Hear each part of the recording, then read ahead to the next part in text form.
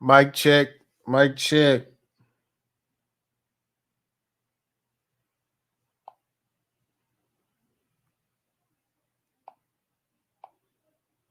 Mic check. Mic check. 1, 2.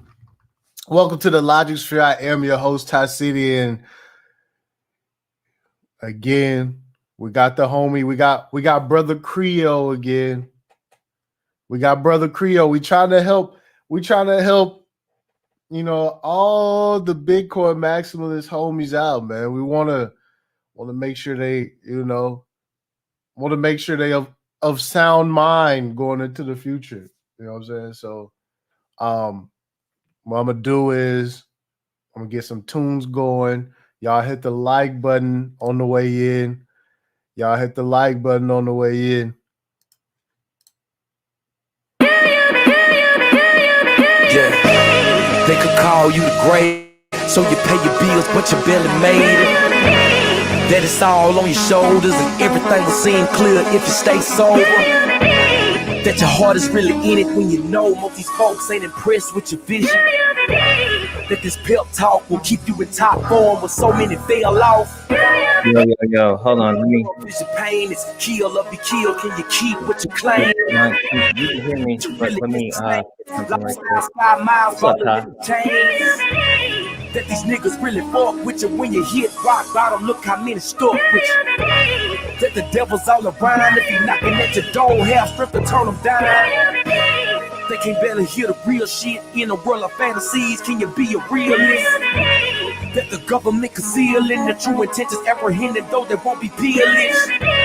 That doing right will make you richer, and just because you pay these white folks still won't call you nigga. That you can sacrifice it all when the balls in your code and your time has been called. That God will forgive you for those times that you didn't let him steal you. For those times that you up and lost faith cause you swore he couldn't hear you and nothing never changed. That screaming out his name when you lost your best friend is what really helped the pain. That you never loved fame and you wouldn't miss a dime if you lost it all a day. Wake up! Wake up! Wake up! Wake up! Wake up!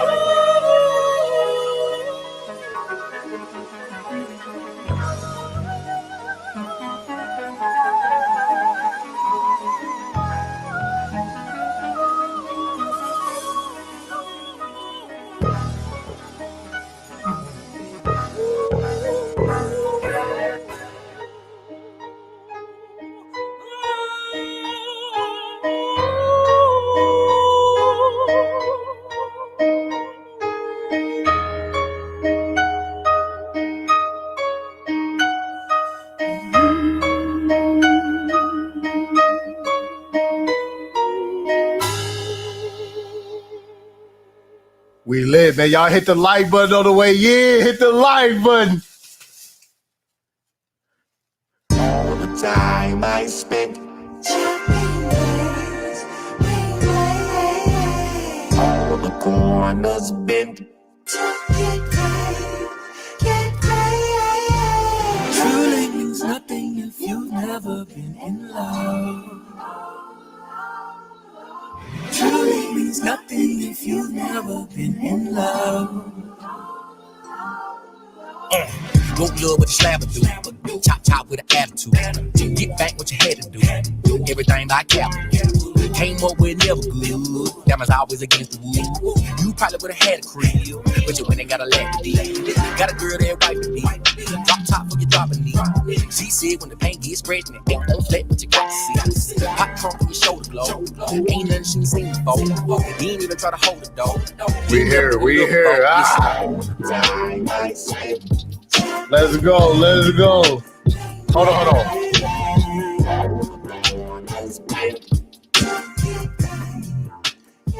Go ahead, Creole. Test, Mike, test. We need some more volume on you, bro. Okay, I got you. Test. We good now? We need some more volume. Let me see. Test. Let me check my settings. All right. I feel like I'm pretty loud on my end. Let me see something. Let me do this real quick.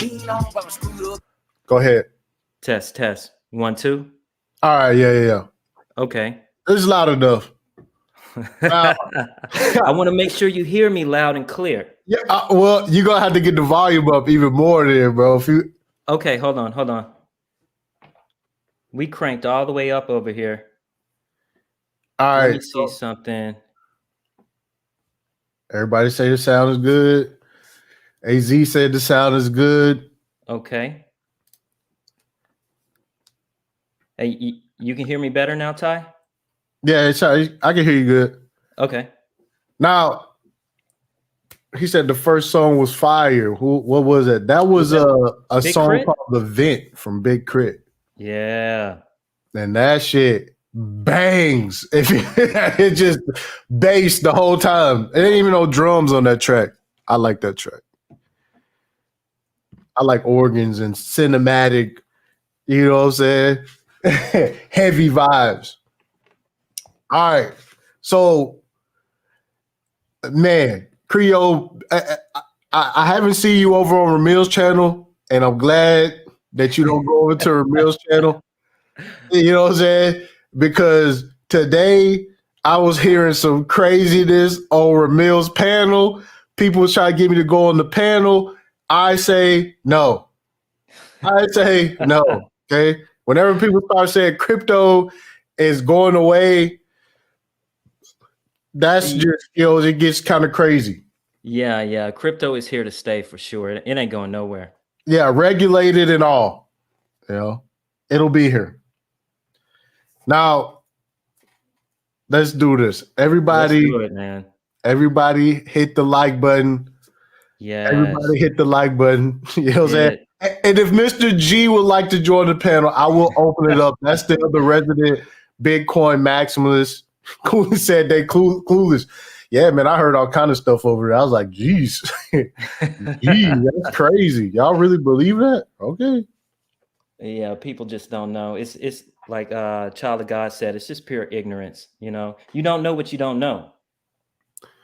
Yeah, but instead of saying you don't know, you start saying stuff like, it's all going away. It's like the most greediest people in the world are going to let a $2 to $3 trillion market disappear without taking advantage of taking taxes out of it, extracting taxes out of it. They're just gonna kill it. It's too much opportunity over here. It's going nowhere, and adoption is going to grow, and we're seeing that. In the data, the stats, adoption is growing. Yeah, adoption is growing. Adoption is growing, and regulation is growing. So, just to let everybody know, let everybody understand, this is Creo. One half of Untwisting the Game, right? This is Mr. Bitcoin is going to infinity. Yes. Okay. Bitcoin is going to infinity. Bitcoin is going to infinity on you niggas, all right? So, all right, before we get into it, because I was thinking about that. If Bitcoin goes to infinity, right? Right. How much Bitcoin would you have what is the minimum amount of Bitcoin to say I'm going to be set? Because when you say infinity, it means like, okay, you could buy $500 worth now. If the price goes to infinity, then the $500 that you spent right now, February 20th, 2022, that $500 is going to be a big piece of infinity. Yes. If you hold on to your private keys. And the reason I say Bitcoin is going to infinity is just straight math. There's only 21 million coins in the world right now. I gotta cut you off. Right. I have to cut you off. The reason why you say Bitcoin is going to infinity is because you are insane. All right. You're part of the Rooney Bitcoin Maximus bunch. All right. Supply is not in correlation with the price action of Bitcoin. Short-term price action volatility, you're right. But when you look at long term, it has no ceiling. And we all agree Bitcoin is digital gold, right? No, we don't all agree. No, Well, it is. no. Bitcoin is I gold. gotta hit the Look at brakes the on price you, of guys. gold. Yo, listen, no, we all don't agree that Bitcoin Look, is Ty, no. look at gold. Gold has gone to infinity, right? Back when the US No, dollar it was has not. created. But it is. Okay. When the US dollar Yo, was created, you could get an ounce of gold for $20. How much is gold today per ounce? You see what I'm saying? So the hardest fixed supply asset always goes to infinity because of the supply. It's just math.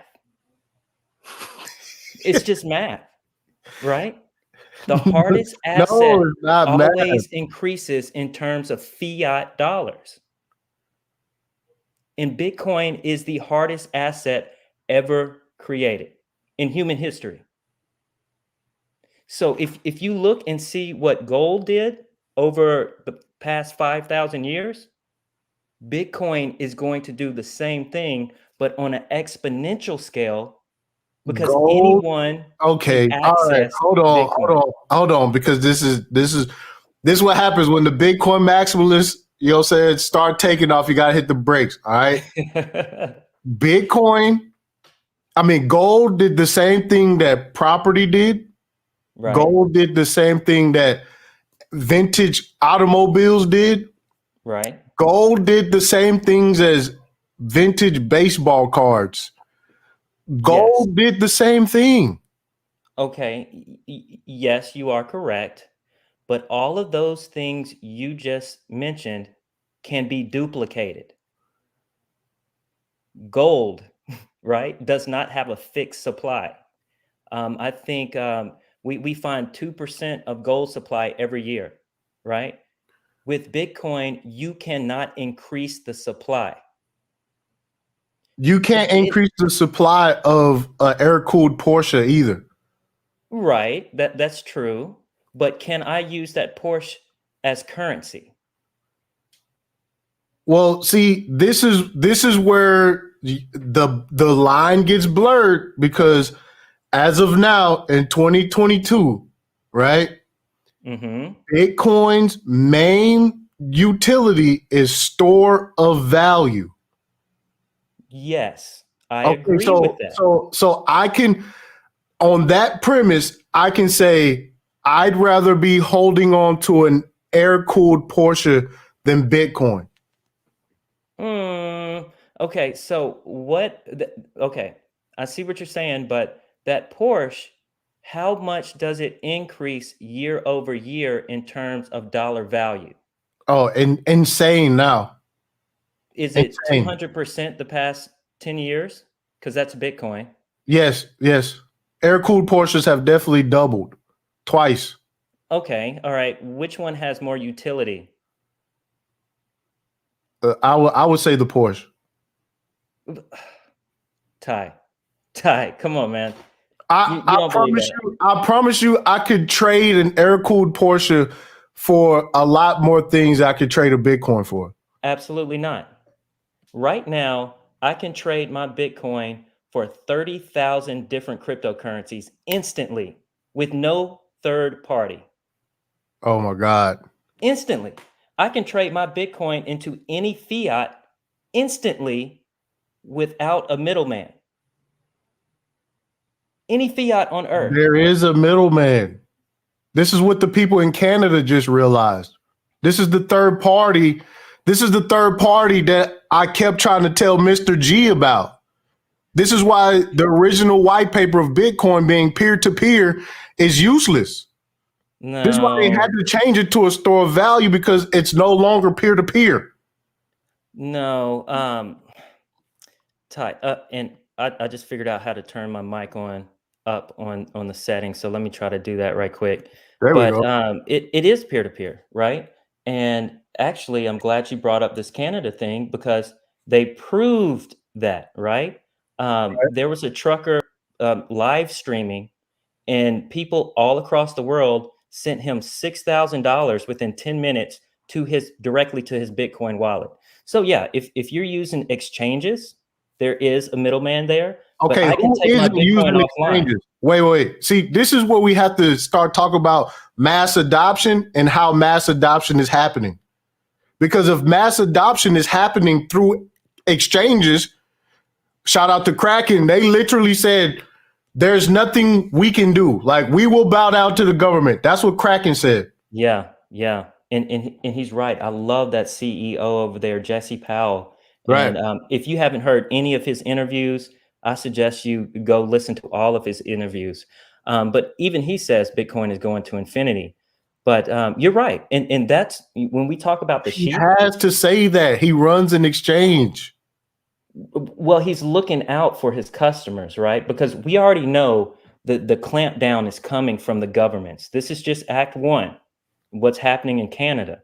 And what's going to happen, and we're seeing this happen, people are waking up to the fact that they really don't own the things No, that they they think they are. own.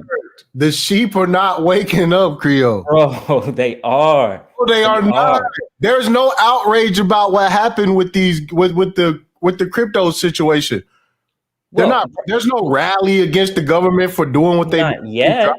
Not yet. because But once the sheep are not going to buck the government. This is what I'm saying. they already are, Ty. Oh my This God, whole bro, thing this is bucking the insane. government over a vaccine. So That's what do what I you keep think's going to saying, happen? bro. What do you think's going to happen when governments start literally freezing people's assets? I mean, we don't care right now because we're in They just gonna America. freeze people assets like they've been doing for forever. Okay, and what's going IRS to has happen to been freezing Bitcoin assets adoption? forever. Nobody took to the streets. Not yet, right? And I guarantee you, what's going to happen? I guarantee you, Justin Trudeau, the Prime Minister of Canada, will not get reelected. Oh my God, come on, fam. So we're going You to gotta vote stop. people. We're going to vote these idiots out. No. Bitcoiners are going to be making the laws. See, and this will say you keep saying crazy stuff like that, but we know for a fact that when it comes down to it, okay, when the government says your UBIs will be distributed with CBDCs on a public blockchain, okay, people are going to be so happy. All these sheep are going to be just ecstatic. They're going to be happy for a certain amount of time when they see their CBDCs lose value. All right. Oh my When God. when I won't be able to, if I mean, and this is going to happen, right? Because we know governments are going to control the CBDCs and how you use it and how you spend it. The same way they do fiat right now. Exactly. And that's why And they're the same all way going to go to nobody has a zero. problem with it. The same way nobody Because has they didn't have a choice until now, Ty. We didn't have a choice. Now people are saying, hey, I can live my life on a Bitcoin standard and nobody can fuck with it. Nobody can take my Bitcoin. Again, the people in Canada has found that to be not true. Well, if on exchanges, yeah. Yes, But, and guess what? people are moving their Bitcoin. People trust government exchanges, government wallets. The same thing that happened in El Salvador. A government ran wallet, which is centralized. Okay, Yeah. it's centralized, which is against everything that Bitcoin is supposed to be like taken down. I think what Bitcoin is supposed to be is choice and freedom, right? Not necessarily you're sovereign over everything that you do, because we already know that a lot of people aren't going to be able to self-custody their coins in a secure manner. They're going to beg. This is why I say banks aren't going away, because people are going to want banks to be in control of. But the new banks are going to be Cash App, PayPal, and Visa, not JP Morgan Chase, right? No matter who it is, it's going to be regulated by the government. Yes. It's going to be under centralized authority. But that centralized authority, they're losing market share. Like banks aren't going to get more customers because of a CBDC. right? Oh, Because if no, wait. Banks are going to have custody of all kinds of assets, not just CBDCs. I think they're going to hold NFTs and everything else. I agree with that, they're going to try, but they're going to get hacked. We see what's Oh happening my to God. OpenSea. Yo, listen, people They're don't. going to get hacked. You think people care about hacks? You think banks get robbed all the time? No, It's people still put their money in banks. They don't care. it's not a problem until it's a problem. One day when you wake up, or whoever wakes up in the future, they look at their app, they look at their wallet, and it says zero. It's going to instantly change their mind frame. And that's going to happen. Banks are going to fail at this more often than they succeed, because it's going to come down to user experience. Banks aren't going to be able to keep up with the tech on the front end side of the code.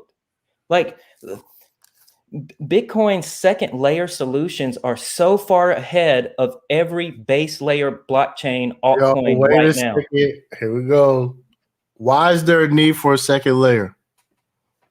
Because the base layer is for security and settlement, and you're going to have multiple transaction layers on top of Bitcoin.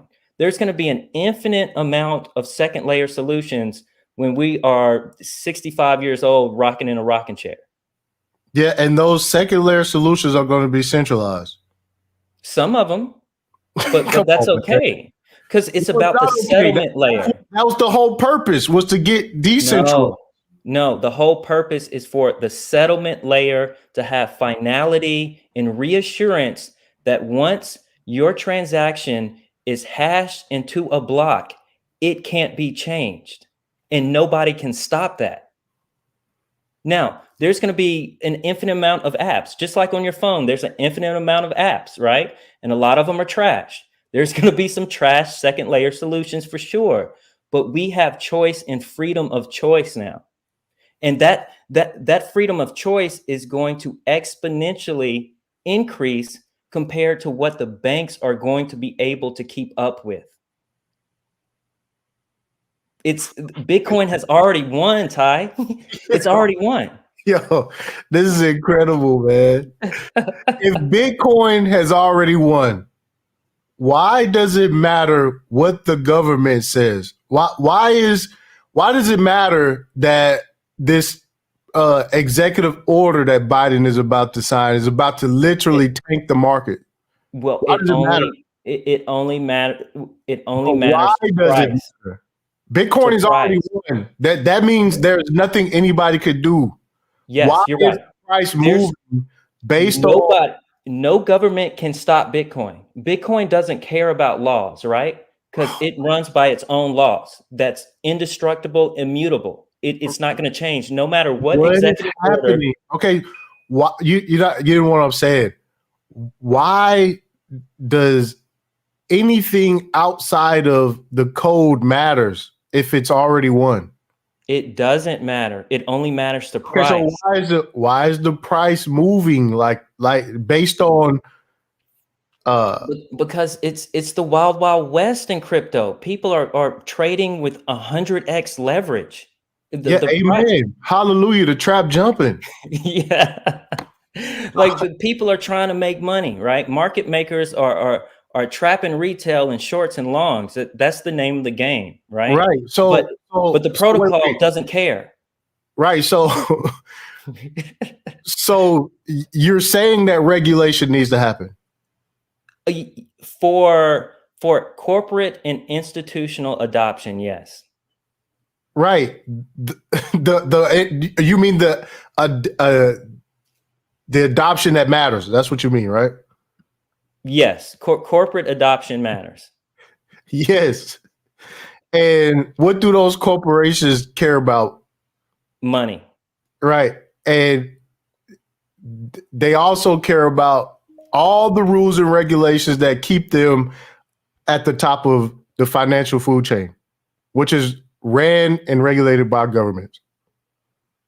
Until now, right? Oh, so Ty, you have to look, and I think this is where we have a disconnect. You have to look at the emerging markets, right? Where is the next generation of wealth going to be built? It's not going to be in Europe. It's not going to be in America. It's going to be in developing countries. So governments. We agree there. I agree. Okay. There. Okay. So a lot of these are merging, and this is why the global debt is like I ignore that because I know there's still a lot of room left in the global economy when these emerging markets take off. Yeah, I definitely agree. We're on the same page right there. But the point I was trying to get at is governments and banks, they aren't going to unbank or bank the 2 billion unbanked people. Yes, right? they are. No, they're not. Yes, they're gonna go through with global ID, which Cardano is a partner of, and there will be global banking infrastructure. When, Ty? Oh my God. When? See, and this is what I'm saying. Bitcoin has already won because Bitcoin doesn't require ID. Hold on. How are the rest of the global population just going to remain unbanked? But they're not, because Bitcoin fixes that. Because I don't need an ID or a government saying I have the privilege of opening a bank account. This new era of technology that we're going to move into is fast, bro. This is about to happen so fast. Regulation. This is where we have the real disconnect. Regulation is happening way faster than Bitcoin adoption. Absolutely not. Oh my God, man. No, we're still having committee hearings in Congress about mining and Bitcoin energy. These committee hearings don't even know what stable coins are. For the sheep. We already know that they already got stuff already implemented, ready to go in the background. They just gotta get the sheep acclimated to understand the lexicons and everything else that's already put in place. So you're saying that these governments and central banks, they're ready to push a button and make all this happen. But what are they waiting on again? They definitely got to collapse the current system right now. How long is that going to take? And this is what I'm saying. You don't need to collapse the current system on a Bitcoin standard. No, you don't, Ty. See, in fact, Bitcoin needs a world,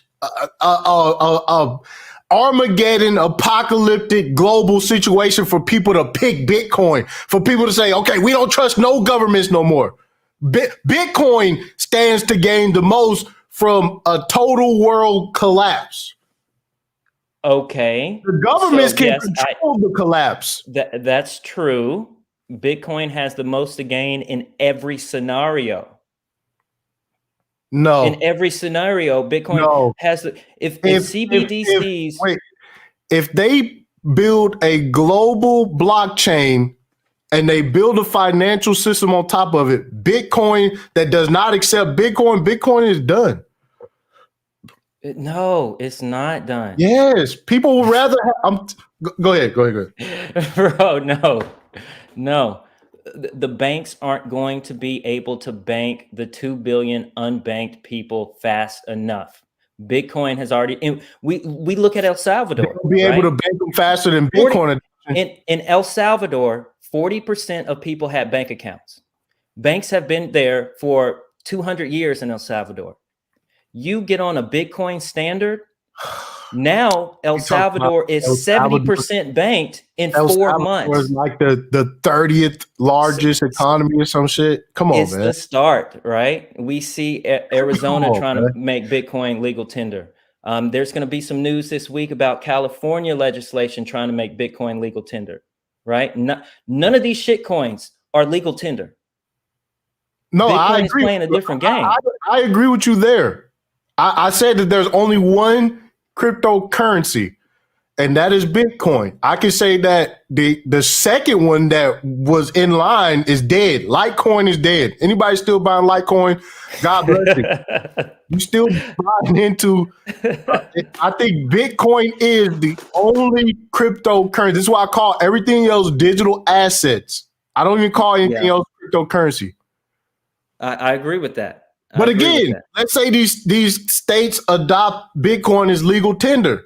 Where is the Bitcoin to be stored and shit? See, this is going down the line of regulation. Even when you say, oh, this state is going to adopt it, that means that, that means that Bitcoin is falling in line with governments, not decentralization.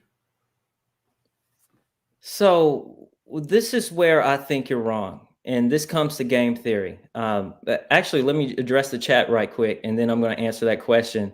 Lesson said Bitcoin doesn't require ID, yet it requires ID to go to fiat. What's this dude talking about? My weed man doesn't have any ID. He has fiat, right? The weed guys was on Bitcoin early. A lot of the exactly. But to answer your question, and this is why Bitcoin being adopted as legal tender is very important. So it's important because it's got to have that pass. Well, it's going there, right? It's definitely, and once people get on a Bitcoin standard, they're not going to get off. But the reason why legal tender is so important, I can't let you just slip that in, man. They're not going to get off when people get on the Bitcoin standard. So what you mean by is when people trust Bitcoin more than Big Daddy government. That's what you mean. And it's already happening. No, it is not, bro. Okay, so you gotta stop saying that. Back to the okay, I'm going to address that, but let me go back to your first question with the Bitcoin legal tender. Once Bitcoin is implemented as legal tender, every corporation in El Salvador has to be compatible with Bitcoin. That means McDonald's has to be compatible with Bitcoin. See, because this whole El Salvador piece, government... It's the first domino. Okay, well, the first domino has a centralized wallets controlled by the government. That's the first domino? Yes, you're right. It is a centralized wallet, but you can store Bitcoin off. You have choice, Ty. It's a centralized wallet given to the people, controlled by who? But I don't have to use the Chivo wallet if I'm in El Salvador. Who is the wallet controlled by? I think Algorand built the wallet. No. Shout out Coolin for saying that. Who's running it? I have no idea who's CEO of the Chivo wallet. Okay, that is ran by the government. But I don't have to use it, Ty. But here's the thing: when they distribute whatever money into that, they have that address. Okay, but they don't have my private keys. I don't care if the government can see how much money I got as long as they can't take it. It's not about they can't take it, but they can control money going to that wallet. They can block that address. Okay. No, that's not okay. Okay, but they can't force the entire network to block that address. So if El Salvador blocks my private address, guess what's going to happen? I'm leaving El Salvador and I'm taking my Bitcoin with me. Oh my God. Now you got to this is why Bitcoin is so important. Hey, wait, hold on. You have to leave the government. You have to leave the government. Exactly. And I will go to a Bitcoin friendly place, and whatever government is Bitcoin friendly is going to have the most wealth. Bitcoin friendly. What? Okay, so let's talk about Bitcoin friendly, right? Okay. Bitcoin friendly means we like that financial system just as much as our own financial system. Okay. Yes. And why are politicians going to say that? Because they're going to want the money. They're going to want the wealth. And we're seeing this happen to California, right? The strict laws and regulations in California, businesses are picking up shop and leaving. They're going to Texas. They're going to Florida. More business accepting places. And this is why Bitcoin is so important, because I don't have to stay here. I can put my private keys in my head, and I can fly anywhere in the world, and I can move my wealth with me. Creole, you can't say Bitcoin has already won but you have to be on the run with it. You got to go underground with it. It's going to, it may happen like that for a while. I mean, we even saw with the China miners. China, you know, they got strict on the mining. What happened to the miners? They left. Right. And now the Bitcoin hash rate is higher than it's ever been. They because of the government. And once China realizes what a blunder that is, they're going to open up their laws again. No, because wealth is leaving. Because they had the digital yuan that they want to run. They don't want Bitcoin. And who outside of China is going to use the digital yuan? Nobody. These CBDCs are designed to be used in their countries of origin. Okay, how can you be is being built? How can a CBDC monetary system be larger than an open source global network? That's what this CBDC thing is going to be. No, CBDCs by design and by what you just said isn't going to be a global reserve asset because it's not global. It is not going to be global. The systems that they run it on is going to be global. Exactly. So why are we investing in? So when you say the digital yuan isn't going to be used anywhere else, no, it's not. I agree. Okay, so that means the digital yuan market cap will never be larger than China's GDP. But Bitcoin is borderless. Everybody on the face of the earth can plug into Bitcoin without permission. The addressable market trumps any other altcoin, shitcoin, CBDC, Fed coin, digital yuan, whatever you want to name. Digital euro. Yeah, all of it. Dollar. Bitcoin's going to be bigger than all of it. Bitcoin is bigger than all the altcoins, but it's not bigger than fiat. Yet.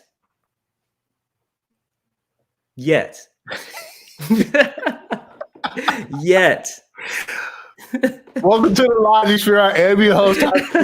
We are joined by Creole. Mr. Bitcoin is going to infinity. If you are new to the channel, hit the subscribe button, hit the like button, and share this with your people, man.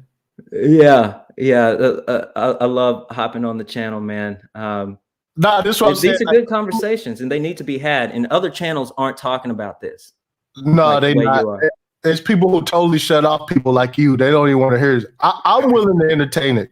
And part of it is because I used to be a Bitcoin maximalist. I bought into it.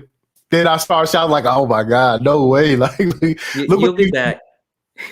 No, I'm not. No, I'm not. When I start seeing people cheerlead for a Bitcoin ETF, and I start seeing a lot of this goofiness, I was like, why do you even want a Bitcoin ETF? Like, I thought Bitcoin was supposed to be, you know what I'm saying? And these are Bitcoin maximalists doing this. They still do it to this day. Yeah. And I think I'm one of those that is cheering the ETF, but I see what you're saying. But it's a complete contradiction of Bitcoin's use case. Is it though? Is it really though? It is. I mean, I think I kind of struggle with that mentally, and sometimes I do mental gymnastics to justify myself. But the whole point is anybody can use Bitcoin.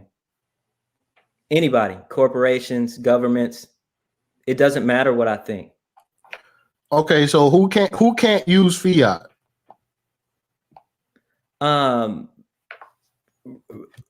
Which fiat, you know? So I think once fiat gets digitized, you're going to see even more sanctions across the world, right? Depending on who we have in office, who the president of this country is, who are the mayor of this city, you know, there's going to be beef. But you can't beef with Bitcoin. Oh my God! You can't. Oh, you got to knock it off. This is why Russia is going to, and I think they announced it already. Bitcoin is going to be legal tender. They're already buying oil with Bitcoin. So what happens to the fiat dollar when it decouples from the oil market, right? Like all this fiat is going to die. I mean, the US dollar is going to be the last to die, but it's definitely going to die. Going to the chat. This chat is lit. Let's address this chat. There's some good questions in here. Okay, yeah, Ukraine announced as well. All the countries that need help. all the countries that don't have a gang, they want help. They desperate. You know what I'm saying? Yeah. They're desperate. And I get it. You know what I'm saying? Say you're gonna adopt, you know what I'm saying, Bitcoin. And again, say you're gonna adopt something that is easily controlled by what our president says. That's how you get around US sanctions. You adapt Bitcoin, which can be crashed at the stroke of a pen by the US president. But I mean, every asset is down right now except real estate. But it's not too. Wait. Yeah, you can't do that. Wait a minute. See, this is what I'm saying. And this is what people start telling them. Bitcoin did this over the last such and such. I'll be like, so did this and this and this and that. Oh, no asset has outperformed Bitcoin in the history of humanity. Right, but we're past that point now. It's just the beginning. Oh my God. It's just the beginning.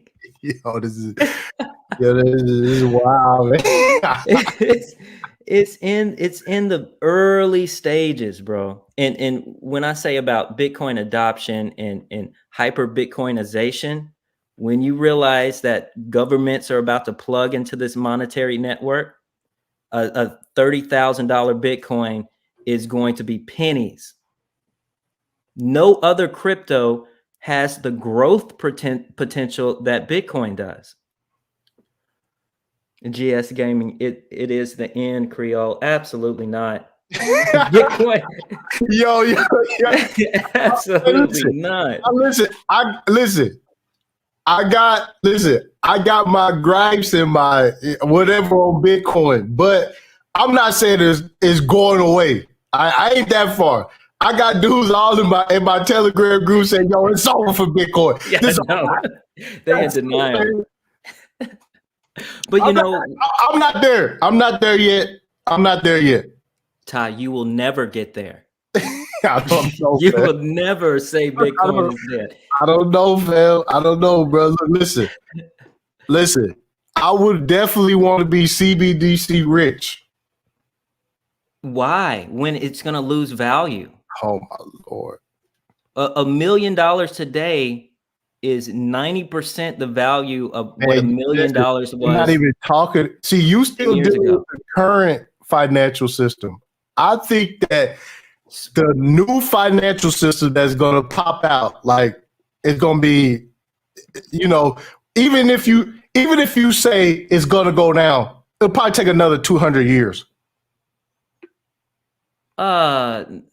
So you think when governments get on CBDCs, they're just going to stop printing money, or are they going to print money faster? Well, here's the thing though, right? With CBDCs, it's programmable poor people money. Yeah, which means they're going to print it out the yin yang. They're going to print it out the yin yang, and they're going to devalue CBDC value. They can. They could take and program the entire supply. Yeah, and then 4 years down the road, we're going to have another president, and he may do the exact opposite with the CBDC. And this is what I mean about monetary policy is going to win out. CBDC monetary policy is going to be so unstable. We're not going to know what the value of $1 really is. And this is why everything is going to be priced in Bitcoin. We don't know what the value of a Bitcoin really is. It's invaluable. You can't put a price on Bitcoin right now. No, I mean, the market tries, but it's invaluable because it's indestructible. It's unconfiscatable. It's uninflatable. Oh, you stop, man. It's the hardest asset always wins. This is why gold has been a store of value for 5,000 years, Ty, because you just can't print gold. You have to actually work and mine it. Back to the chat. Lesson Burn. What's up, man? I'm actually going to convert you by the time this is over. Yeah. He says BTC transactions take 30 minutes to hours to complete. False, right? The settlement takes 10 minutes to complete, but transactions on the Lightning Network, which is a second layer solution, is instant. Which is a centralized layer. It doesn't matter as long as the base layer is decentralized, Ty. You cannot. Oh my God. Look at the internet, right? The internet protocol is decentralized. The Lightning Network, you are literally under regulations if you run a Lightning node. So what? As long as the base layer protocol. The government, you literally have to give up all the transaction records that you have if you run a Lightning node to the government. I don't know how true that is because Lightning Network transactions are anonymous and you can't track them. So maybe the on-ramp. On a Lightning node, you take the position as what they call a money changer or something like that. Mm-hmm. And you have to give up those records to the government. Okay, but it doesn't have name, addresses, and social security numbers on it, right? But it has addresses that can be linked to other payment outlets that they can do the forensic on it and find out things in the Lightning Network. Yeah, it's a lot of work though. If anybody got who could do a lot of work to figure out who somebody is, it's the government. Okay, not when it comes to technology, right? So we already know Bitcoin transactions on the base layer chain, there was less than 0.1 or it was 0.15% of transactions were criminal. All of those 0.15% were tracked on the base layer, not second layer solutions. So and then there's going to be an infinite amount of second layer solutions with different features. So just like the internet, Ty, the internet HTTP protocol, the TCP IP protocol is open, is decentralized. Anyone can plug into it and use it. Now, there's an infinite amount of websites that use that protocol. Why? Because it's permissionless. There are still standards that they have to abide by, no matter how many there are. Yes. I mean, the dark web is out there. Tor is out there. Oh man, come on. You know, if I wanted to, I could buy a tank right now or a grenade. This is what I'm saying, man. That's it, man. And again, if you want to use Bitcoin, your Monero that's already been proven to be cracked already. I already showed y'all Monero heads that the tools to break Monero is out. And you can literally pay 16 grand, all right, to use the tool to track Monero. All right. Just like Creo said, you're gonna have to go to the dark web of the financial situation. but it's possible. Block with that shit. But it's possible. For me, I just want to walk in the Ferrari dealership and say, hey, let me transfer some of this stuff, cash out in CBDCs and be on my way. I'm not trying to be coming through with the fucking a mask on and trying to be some anonymous character. No, it's me. I want my Lamborghini Murcielago very orange. Very orange and metallic. I need every angle to sparkle of that motherfucker. It's me with my name on the plate. I'm not a Monero guy. Okay. All right. I'm stunting on the sheep who didn't understand. I'm stunting on the sheep who did not understand what was going on. Okay. All right. You want to Bitcoin went to infinity, then one Bitcoin should be able to buy the whole Ferrari company. Exactly. Right. Because one Bitcoin will buy you a Tesla, and probably 4 years from now, Bitcoin will be able to buy you that Ferrari. It might be at the end of the year if we get a Bitcoin ETF, because it's a store of value and it's going to infinity. So you asked me how much Bitcoin should one person have. I suggest having goals, right? Start off with 0.1. If you have 0.1 Bitcoin, you will have more Bitcoin than This is not financial advice. This is opinion by Creo, okay? Go ahead. You got it, bro. If you have 0.1 Bitcoin, you will have more Bitcoin than all of the millionaires in the world would be able to have. So once millionaires realize that they can store their value into the Bitcoin network and move it around free at will, permissionless, it's going to be a war for Satoshis. In governments, look up the Great Hash War, right? We're about to. Hash doesn't equal cash.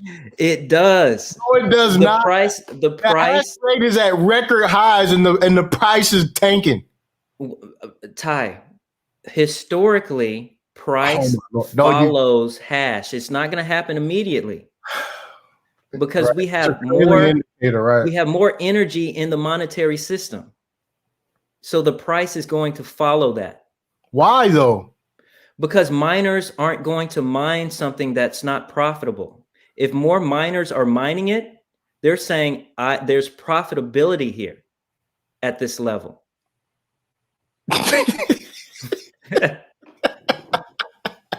And so once all these oil companies realize they can make more money, mining Bitcoin, it's more efficient. The profits are ridiculous. Corporations are about to wake up to it. Man, listen, fam. This chat is hilarious. Yo, you don't understand, bro. Like, it's funny because, again, I used to be a Bitcoin maximalist. I didn't realize how crazy I sounded.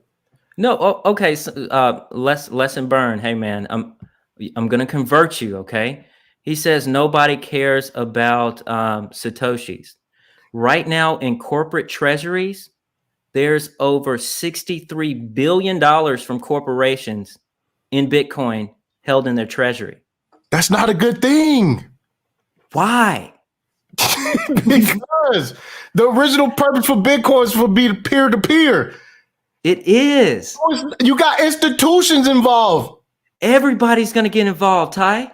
Okay, so when they price out, okay, this is another gripe that I got with Bitcoin is that when the top 1% owns most of it, it's the same, it's like duplicating the same system that they try to get rid of. No, it's not. Because the system we're trying to get rid of is the rich, powerful people printing the people who are buying the most Bitcoin. Listen, Ty. Okay, just hear me out. Let me land. Okay, let me land this plane. Okay, the issue that Bitcoin is solving is the rich, powerful people being able to print money out of thin air and give it to their homies. So if every corporation, every rich person is on a Bitcoin standard, that even no matter what level of power you are in the world, you can't create more of it. So what's going to happen is as people build their wealth in Bitcoin and die, right? They're going to pass that Bitcoin on to their children. So their children are going to have to be competent enough in order to keep that wealth. So the wealth disparity in the world is going to equalize over generations because you can't print more of it. It's going to disperse over generations. That's the Bitcoin standard. It's going to usher in a new competent elite. Because now there's so many stupid people in power. There's so many stupid people in power because they are given opportunities and wealth. I gotta come in. I know you're trying to land the plane, but you landed the plane on one of my biggest points. Is that the early adopters those early wallets, they have so much Bitcoin that they would immediately become the new ruling elite. Yes, and that That new is ruling not elite, going to happen. that new ruling elite That is is not intelligent. I need you to understand. Nobody knows who these people, these nerdy neck beard incel motherfuckers who bought thousands of Bitcoin, you know what I'm saying? Tens of thousands of Bitcoins in a fucking basement, right? The banks with the tanks are not gonna let them be the ruling class. I'm sorry. They have no choice, Ty. Oh my There's God. going to be a new ruling class Yo, on the the ruling Bitcoin class standard. is not going to be the people who stumbled upon Bitcoin from day one. It's just not. People who you don't stumble upon Bitcoin at 2000 in They don't even 2013. know who these people are. Why do you think they won't We even? don't know who the people are ruling the world now. This is exactly why there will never be a spot ETF on Bitcoin. Nobody knows who owns all of that Bitcoin. They're not going to let them into the American financial traditional establishments. They're not going to let them in there as anonymous people. Ty, the American financial system is dying.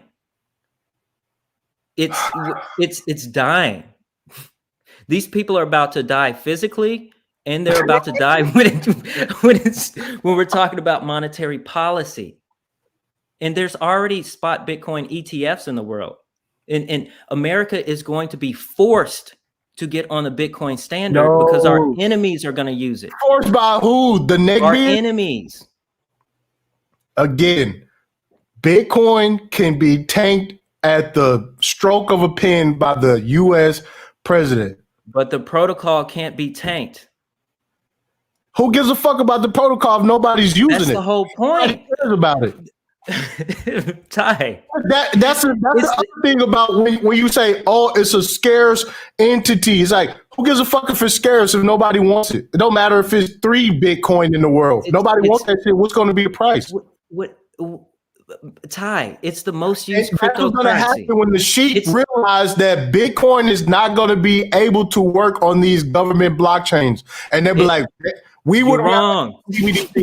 You're wrong, Ty. Okay. The only CBDC code that has been released by the Fed is UTXO. It's compatible with Bitcoin.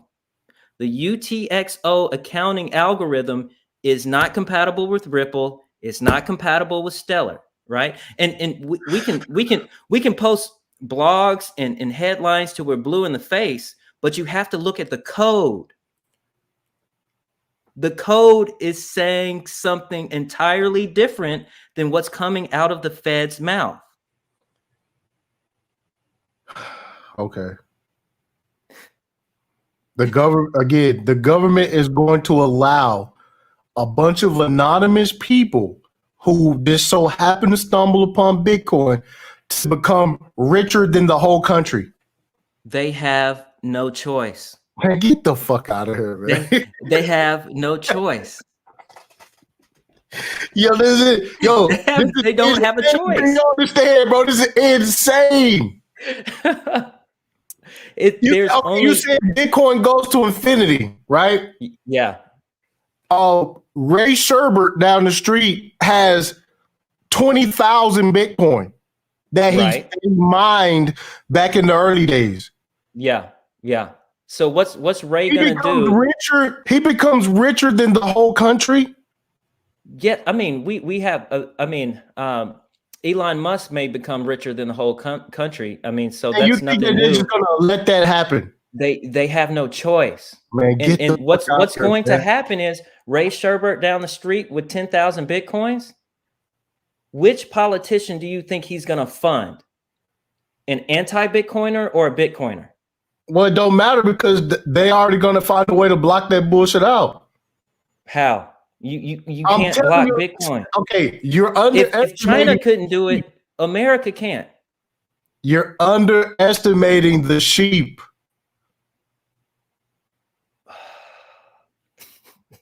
You think the sheep are going to be more comfortable, have more confidence in Bitcoin than the government? Absolutely. Man, get the fuck out of 100%. These clowns in office. So you think once, these wait. states And start again, getting on a, hold on. The clowns in office don't even count. The people who are making this happen are not elected officials. We talking about the top of the chain. You know, the pyramid, the top of the pyramid. Those people aren't Yeah. elected. Okay, so those people in the top of the pyramid, what is their wealth in? Everything. Okay. And all of their wealth is not growing faster than the Bitcoin wealth. They're in Bitcoin. So you're talking about the Bitcoin people with 10,000 Bitcoins. The people who were supposed to be left out of Bitcoin are heavily in Bitcoin. And that's not going to stop. That's going to increase. That's not good. It doesn't matter who uses Bitcoin. It doesn't matter. It's going to infinity. I mean, I think you're really proving my point here. Bruh. These rich, wealthy American elite, they're going to start moving their wealth not into CBDCs. No, I agree. They're gonna be in what's gonna be the background digital assets that are going to be running CBDCs. CBDCs are for poor people. The technology in the background is where all the real shit is going to be happening in the background. You peasants, you get CBDCs. But Ty, you don't know what is being swapped around, rearranged, traded in the background to make your transaction happen. Well, it depends on what code source they use, because the Fed may use an open source code. All right. So you're saying that the wealthy elite is going to invest into whatever protocol the CBDC is. But Yeah. if poor people only use CBDCs, that's not a large market. Like that's so Wait. Wealth. You don't think the general population of the world is a big market? No, because they ain't got no money. Like transactions and currency is not the play. The play is, where are rich, wealthy people going to store their wealth? I just told you. Okay, and that may be a business play, right? Like, I'm going to invest into this company, or like they may view it as a stock, but they're going to take their profits and put it into Bitcoin. Bitcoin is the store of value, of global wealth. It's a store of value, just like it was a peer-to-peer medium of exchange. They just gonna keep changing Bitcoin until it just turns into whatever people want until the next 5 years. I mean, every 5 years is gonna change what Bitcoin's utility purpose is. Right, because Bitcoin has an infinite amount of utility and purpose, and we're just scratching the surface of what the network is able to do. Like, currency and store of wealth is just the first step in what Bitcoin is able to do. Because I can hash anything to the Bitcoin network. I can hash a photo, I can hash a video, I can hash a text message. People have proposed to other people using the Bitcoin network, right? So every industry is going to find a way to utilize this immutable ledger that's indestructible. It's not just about money. And this is why I say Bitcoin is going to infinity, because we're just looking at it right now as a store of value or a currency, but it's going to be so much more.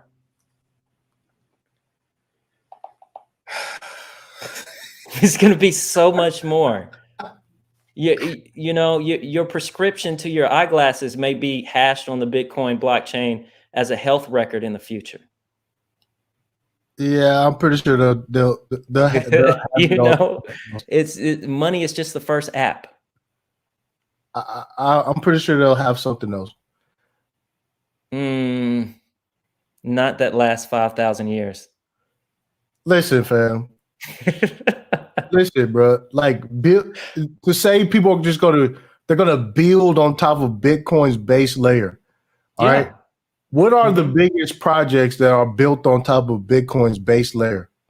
Okay, I can name a couple. Liquid, of course, we got Lightning. Now we have the Stacks network. Stacks, go look that up. STX. Yo, chill out, man. That's Patreon content, man. Relax. Okay. The smart contracts are being built on top of Bitcoin, and even city coins are the Miami coin. Patreon content. Skip. Moving right along. All right. Join the Patreon. We talk about a lot of bleeding edge stuff as far as what's going on in not just Bitcoin, but all cryptos. But it's just the beginning, bro. And I'm sorry you feel that way, fam. It's the beginning. I think it's just the beginning too. And as soon as Biden signed this executive order, everybody gonna know what time it is, and they're gonna move accordingly. Biden might not even be alive in a week, the way he's looking. But the banks with the tanks, who were here before he was born, all right, it's gonna be moving right along. Well, yeah, but all banks are going to go to zero unless they adopt a Bitcoin standard. Man, like these corporations and these banks are going to be forced to have Bitcoin on their balance sheets because banks aren't going to trust each other. That's really what led to the 2008 crash, is banks not lending to each other because they didn't believe what each bank had on their balance sheet was real. But if I have Bitcoin on my balance sheet, you know it's for real. You know exactly the value that my corporation, company, or bank has because I got Bitcoin. That's the new age we're going to be moving into.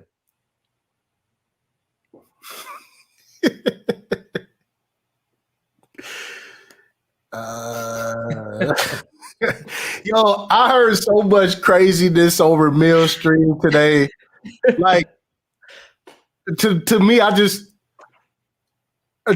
again, we have these discussions, but we are very early.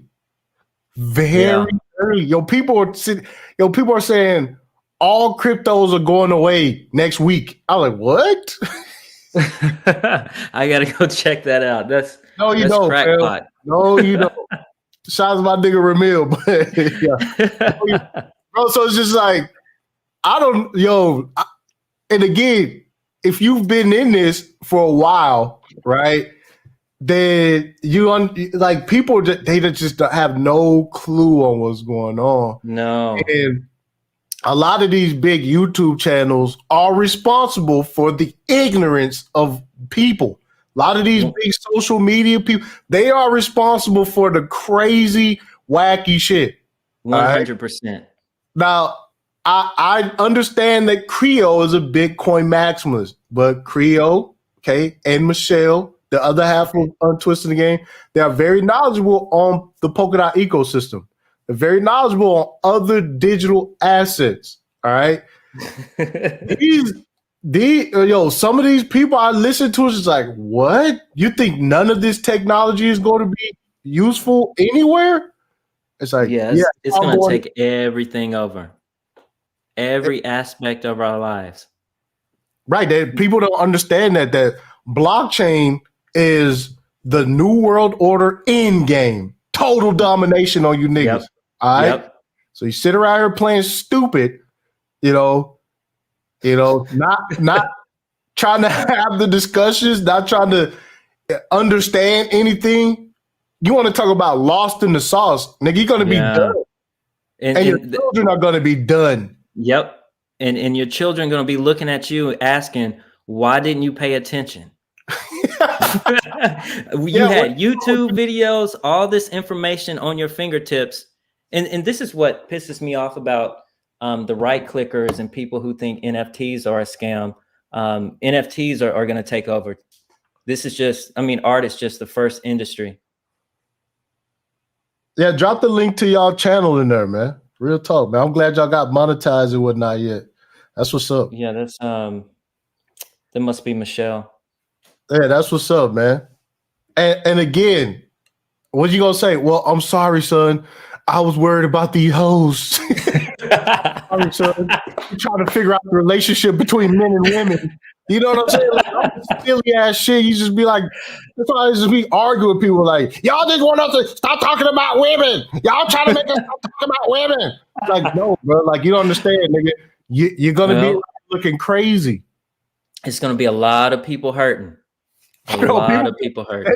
I don't think people fully understand when this shit comes. Okay, again, whether it be because again, like I know it's people who I don't think that Bitcoin is going away. I don't think that Bitcoin is a bad play long term. But what I'm saying is that if you do not understand that the regulations is coming, that this is what Bitcoin is and what could happen with Bitcoin. Because again, some of the things you talk about being built on top of the Bitcoin base layer, we have invested in. Yeah. You see what I'm saying? Where I'm interested in this shit. And to me, it's like, okay, if these people are fucking with the Bitcoin base layer, Bitcoin is gonna have a use case with government systems.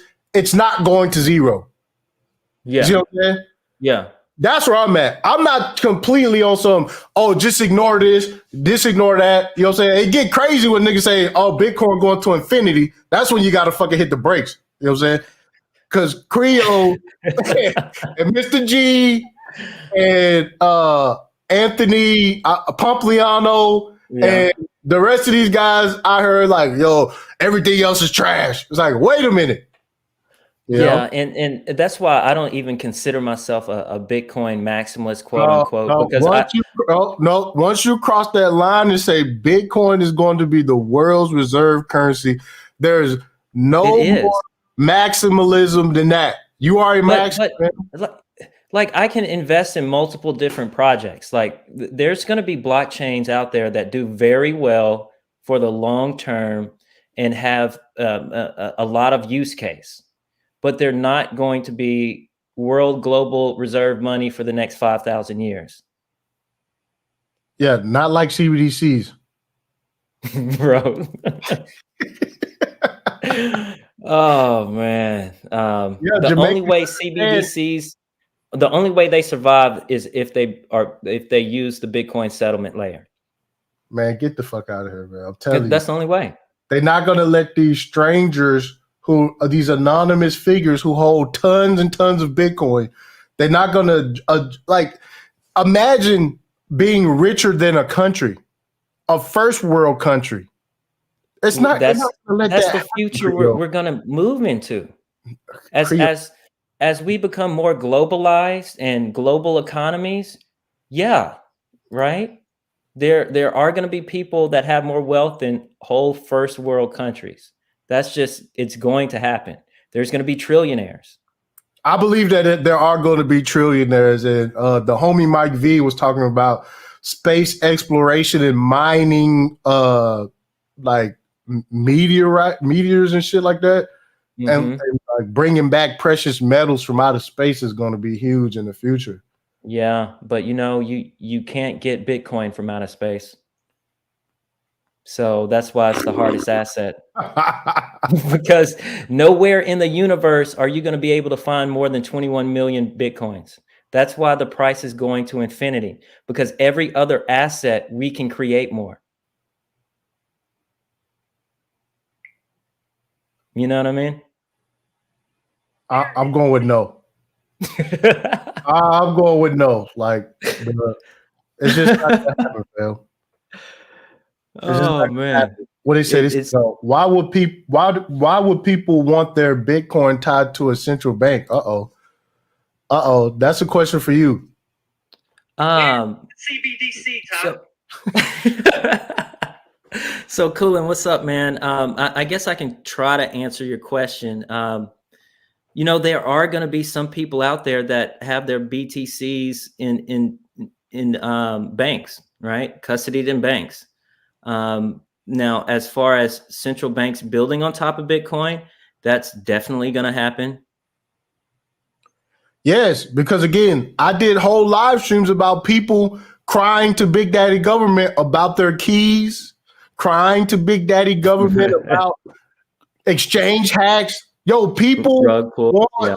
a big dad. That's what I'm saying. The banks ain't going nowhere. They want somebody else to be responsible for their finances.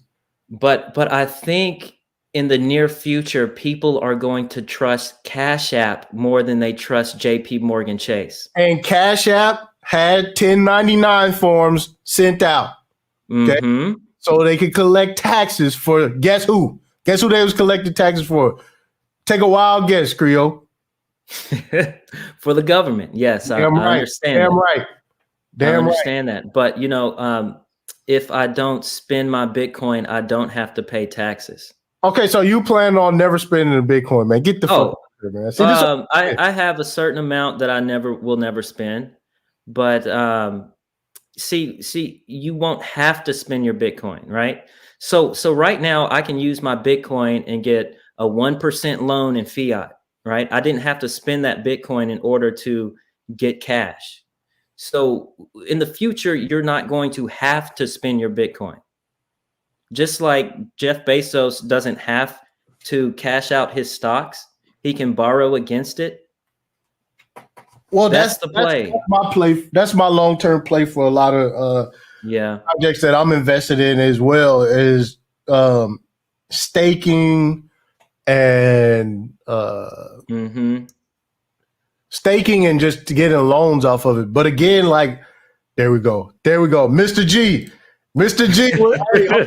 Oh, here we go. That's what I'm talking about. Here we go. And Excalibur said, "How will you pay the loan back?" I don't have to pay the loan back if it's 1%, right? Because my crypto grows at an exponential rate. Mr. You know, I hit the link. Don't Mr. G. Don't dodge the smoke. Don't dodge the smoke. Don't dodge the smoke, Mr. G. He been listening too. Yeah. What's up, Mr. G? Come on in. But Excalibur, I don't have to sell crypto if I can, you know, get a fiat loan, put it in USDC, make 8% on it, and I'm only paying 1% on a loan. So that's a spread of 7%. Yes, it pays back itself. The loan pays back itself. And in the Patreon group, we actually went over a U.S.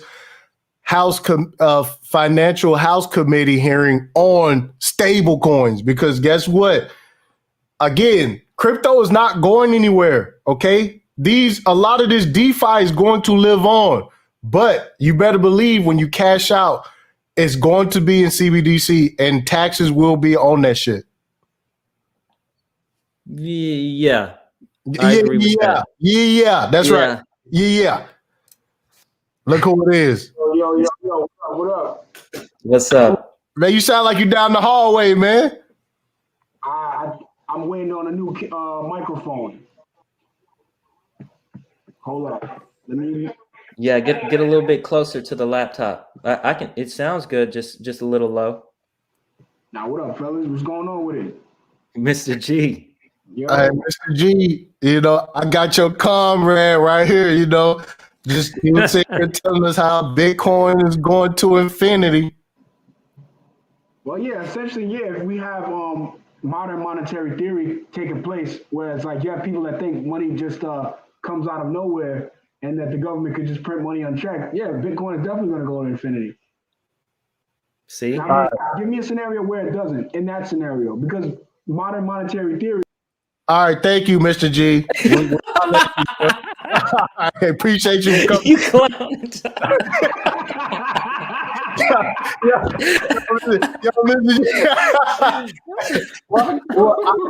I can tell you why it's not going to infinity, because guess what?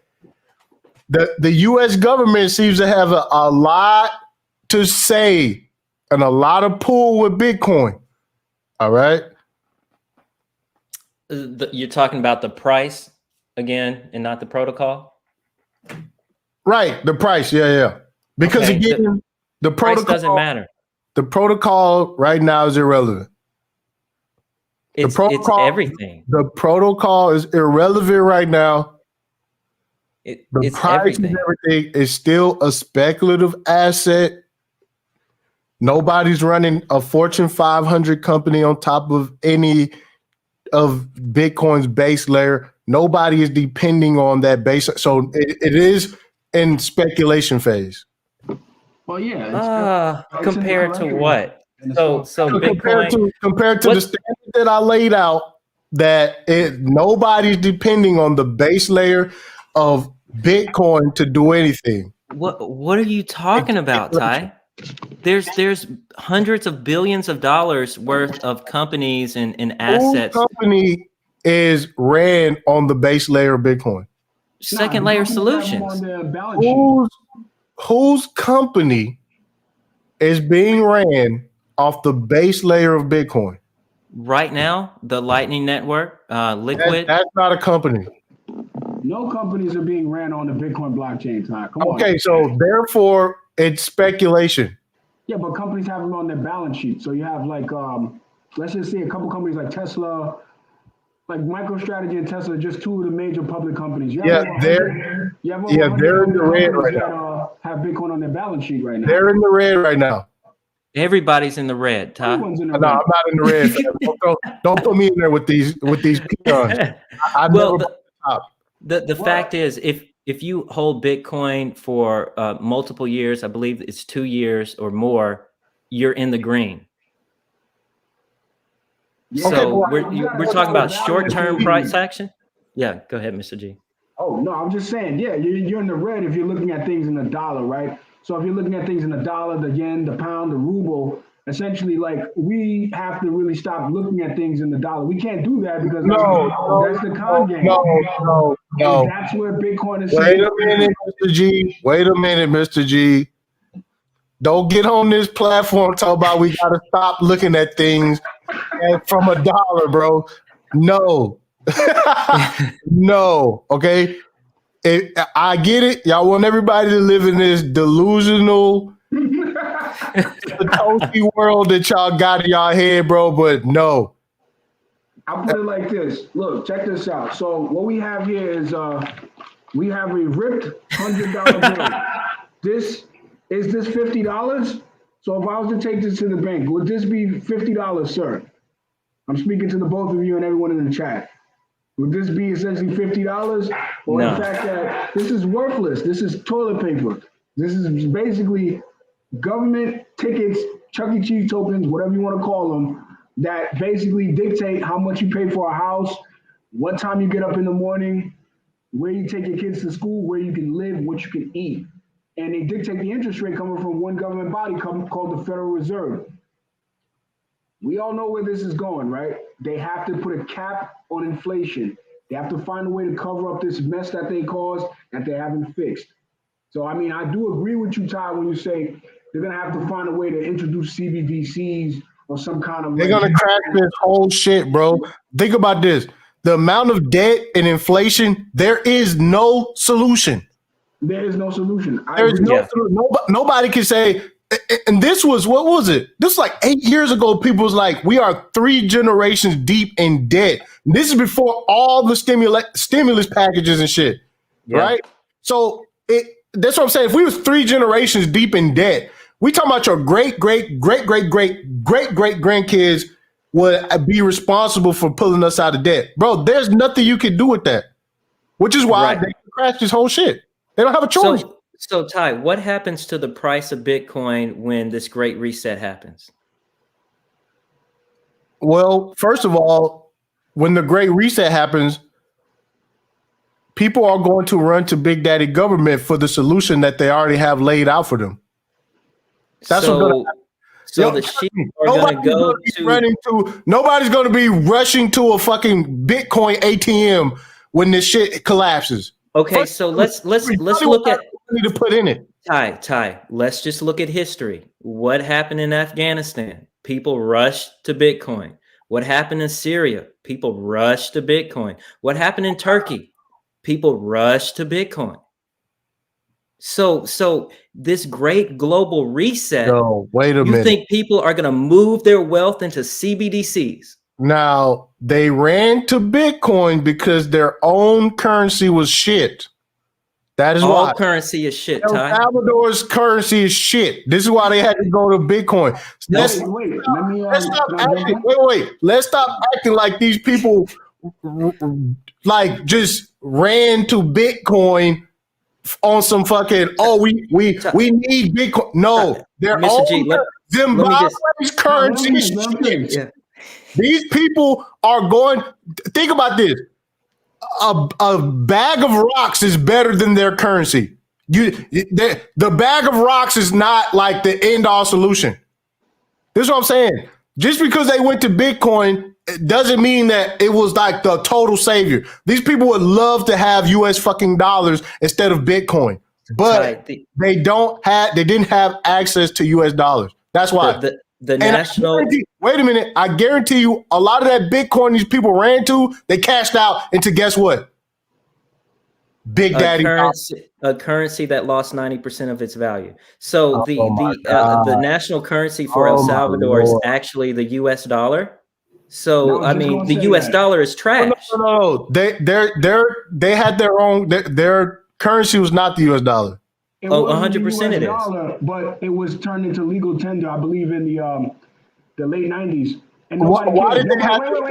Okay, so let's do this. Why did they became legal tender? Why did they have to turn to Big Daddy dollars in the 90s? Because they were going through a currency crisis. Now, don't get me started on the currency was shit. Yeah, it was crashing in compared to the dollar, right? And then when the dollar became, and when the dollar, now the dollar is crashing compared to Bitcoin. Ha ha ha. No. The dollar yield curve is telling on Bitcoin right now. Bro, what are you talking about? $1 is. A strong dollar makes a weak Bitcoin. I can show you the correlation. The dollar's been in a trend rising high for 10 years. And Bitcoin still smoked it, right? The dollar's actually retracing back higher, and yes, Bitcoin is trending down. Okay, thank you. This is a short-term trade. This is short-term TA, though. This is not a long-term technical analysis.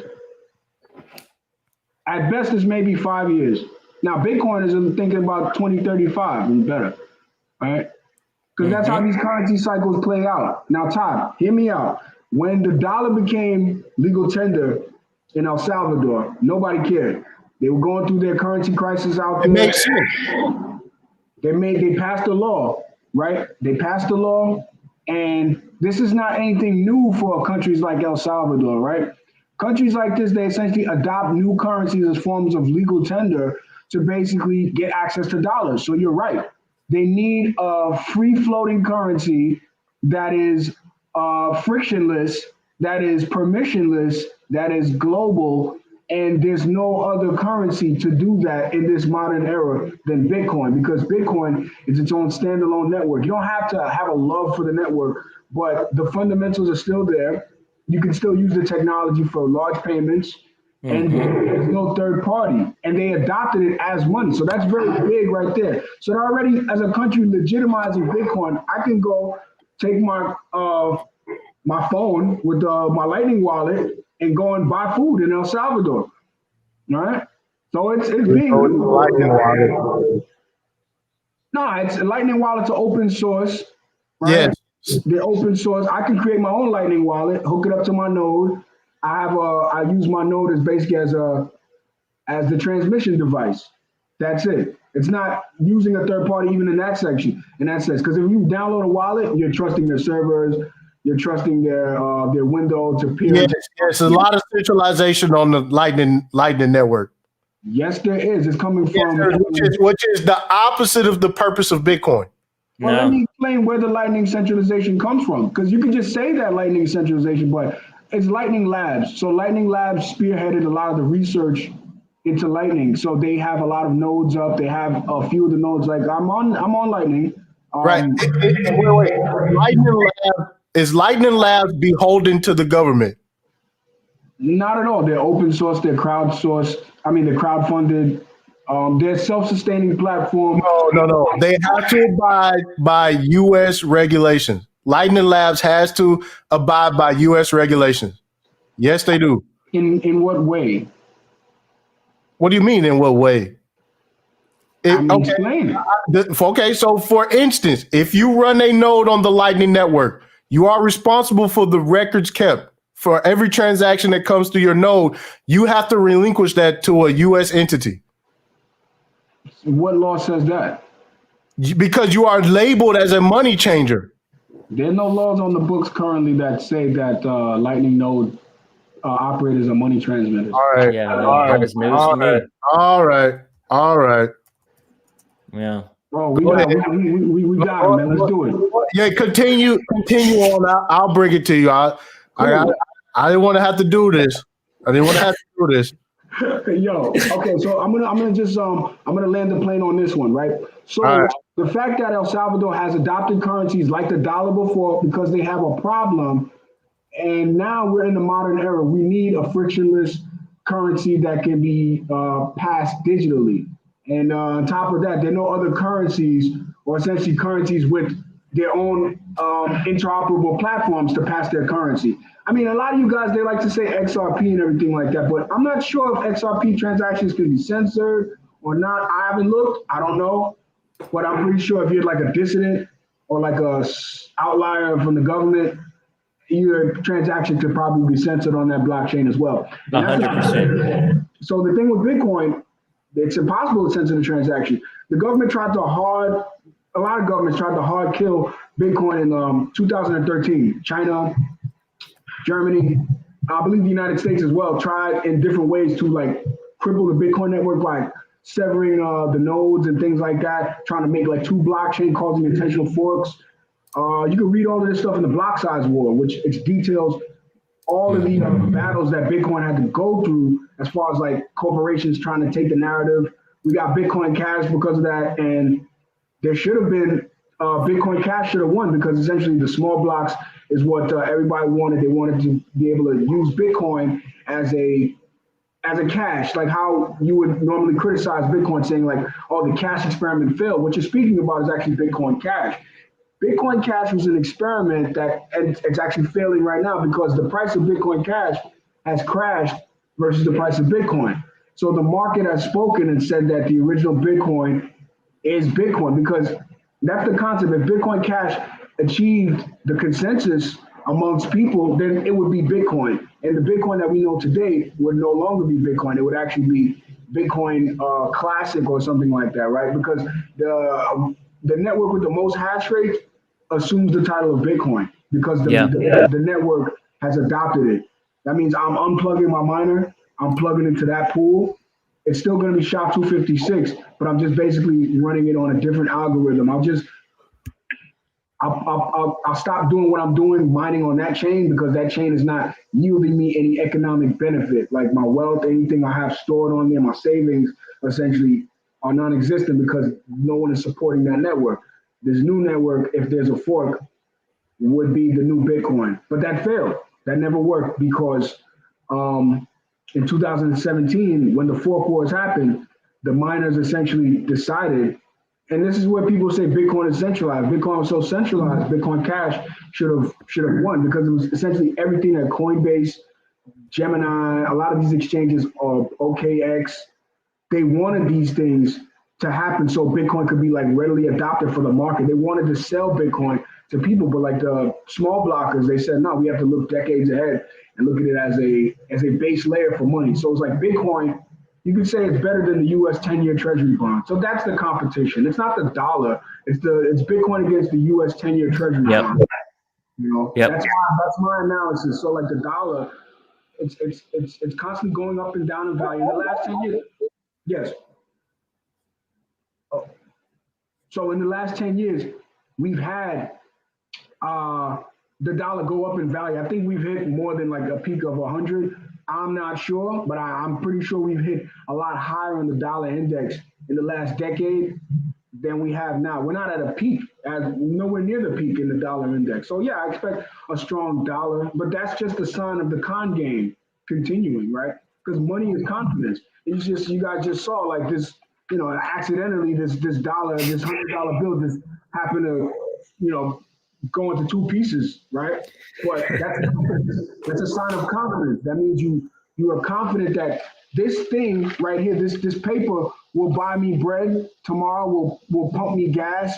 And the smartest individuals now with the most wealth have taken their money out of currency units and are putting it in hard assets, gold, silver, land, and that sort of thing. Some people looking at their house as real estate, but that's just basically on commodity prices, because if you think a piece of, okay. It's Shout out basically, to Uncle Killer. I appreciate the 5 on it, bro. Hey, listen. Am I getting like an echo? no, you good. Okay. Now, Rocco Killer, I appreciate the 5 on it. And for what you're saying is people taking money out of cash and putting it in assets, I agree. But what's happening right now with Bitcoin is people are taking money out of Bitcoin. I mean, everybody's taking money out of risky assets right now. But one thing's for certain: Bitcoin always creates higher lows. It is speculation. That is why. That's what I'm saying. All investments are speculation. No, that's not true. What isn't? Name one investment that's not a speculation. Investments that go ahead. I was going to say, just piggybacking off what a Creole said. Name one investment that's not a speculation. You build a house, essentially, you're speculating that it's going to be still standing in 10 years. Everything, every action in the economy or any economy is in fact a speculation, or you're taking risk and you're managing the risk. Right. So let's do this again, because there are things that you can invest in that are needed. Okay, this is why I said not there. The base layer of Bitcoin is not needed by anybody. Nobody's running any company on top of the base layer. This is why I'm saying like it is speculative, because what else can you pin on it besides the value of it? It moves $12 billion worth of value each and every day. It mines 900 Bitcoins. That's what it creates $34 million. What company is depending on Bitcoin? Like if Bitcoin that's like saying what company is dependent on the internet? Coinbase depends on Bitcoin. That's one of the number one. Coinbase does not run on Bitcoin. No, they're not running on the Bitcoin network protocol. No, but it's a product that they offer on their platform. Right. But what I'm saying is it's not running anything. What okay, this question inherently doesn't make any sense. That's why it's speculative, because nobody needs it. It could literally be worth nothing. Like, and nobody that's like saying that who's running a business on the internet? Like what? The question doesn't make sense. It's about the ecosystem. It's about the infinite amount of microeconomies that the Bitcoin has created. There are a lot of companies that depend on the internet. Right, and Bitcoin will be larger than the internet. The internet went down. So go ahead. What do you say? Bitcoin will be larger than the internet. Oh my God. The internet. Explain what you mean by that, Creole. Elaborate. With the upcoming future of Web3, we already know that the internet is going to be on a blockchain, right? There's going to be no other blockchain that's going to be bigger than Bitcoin. So Bitcoin inherently is going to be larger than the internet itself as far as its monetary system.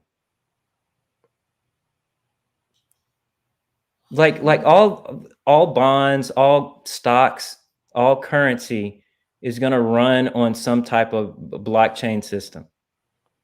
I understand that, but what I'm saying is nothing is running on Bitcoin yet. That's why it is a speculative asset. That's why. Is it really, when you look at the history of its price action? Right. It's based on speculation.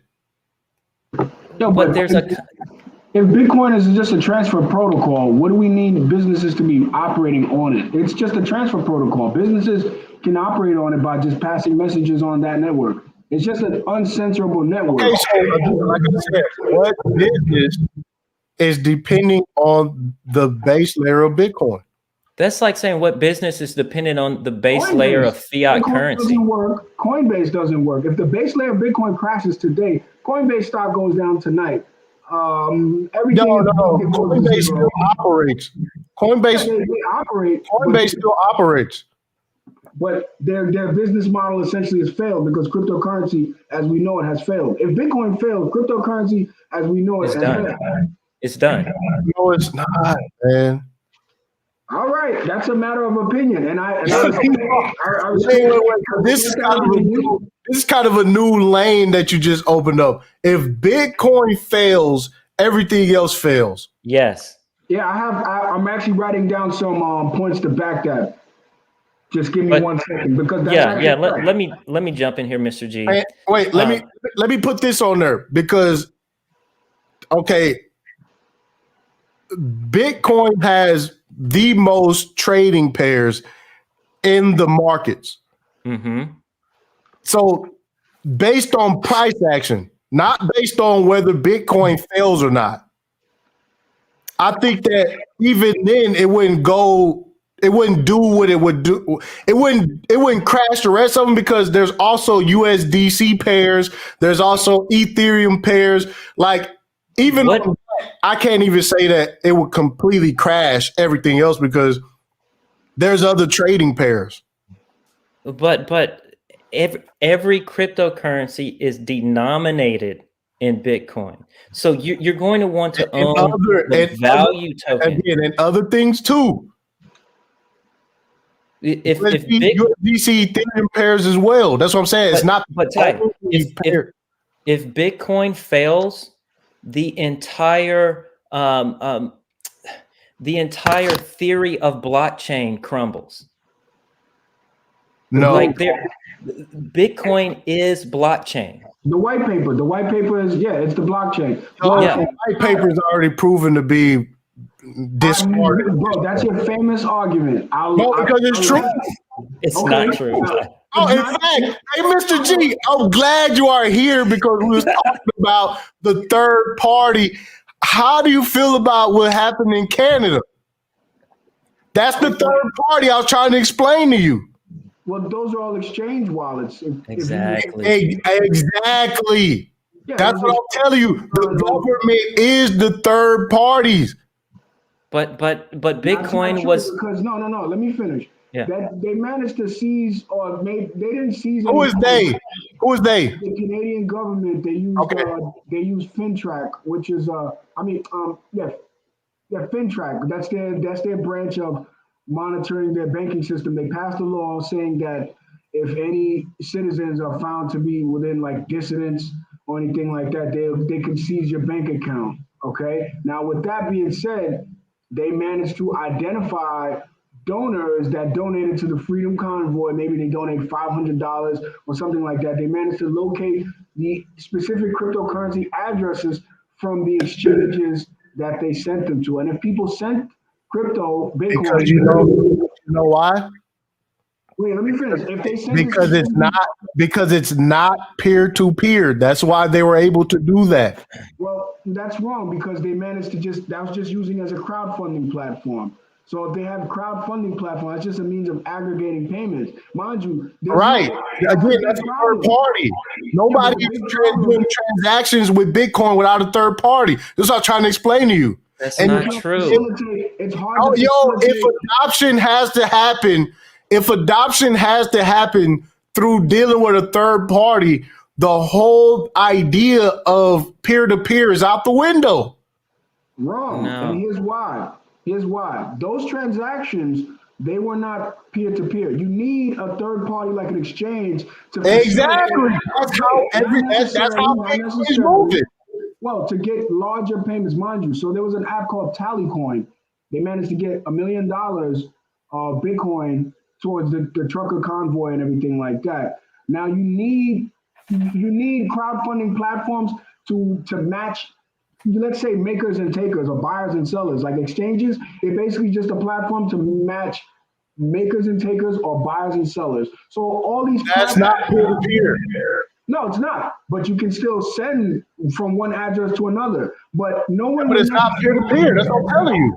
True. But if no one knows who to send crypto to or Bitcoin to, essentially, then basically the problem that was cut off was the ability to crowdfund.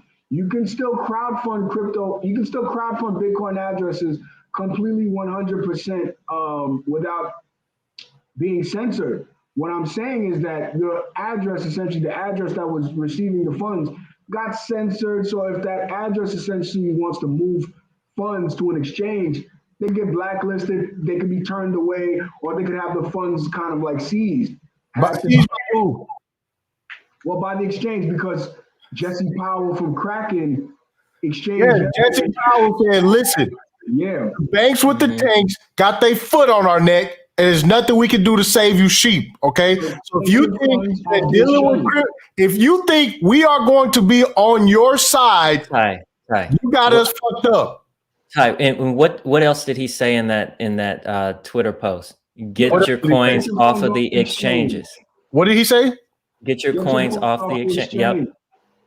Right. So, but guess what? Even if you get your coins off the exchanges, how would that help people who are sending crypto to a third party? There is no third party. There's only two parties. If I'm sending you crypto, there is no third party, Ty. Okay, where did you get the Bitcoin from? This is the third party. This is what I'm telling you. I mined it. People are mining the crypto. Stop it. No, I'm giving you an example of if you wanted me. I know both parties would have to have mined it to eliminate a third party. Not necessarily. You could perform a good or a service and get paid in Bitcoin. Now, the Bitcoin where you received it prior from the transaction could have been mined or bought from an exchange for fiat. Right? You can still. We're in a time where you can still take. All right. Let's stop playing dumb. Okay. The Bitcoin is coming from an exchange. People are not mining. That's not the only way, Ty. Okay, what's the other way to do a straight peer-to-peer transaction without mining? Ty, this argument is so peer-to-peer. That's the problem. You're basically boxing in the definition of what peer-to-peer transaction. Peer-to-peer is two peers. Hey, Ty, this argument is so silly because no, it's not. Because what were people doing before exchanges? What were people doing before exchanges, Ty? What were people doing before exchanges? Because Bitcoin was working before Coinbase. True. Right. And again, they were using things like Mt. Gox, which got hacked. Okay. They were using third parties. It doesn't matter, Ty. In fact, you are buying directly from miners. So you're saying, I guess you bringing this question up because you're saying governments can turn off exchanges? Why does this question matter? Most of the transactions are happening. Why does it matter? Because what happened in Canada happened. Okay, and then what happened after that?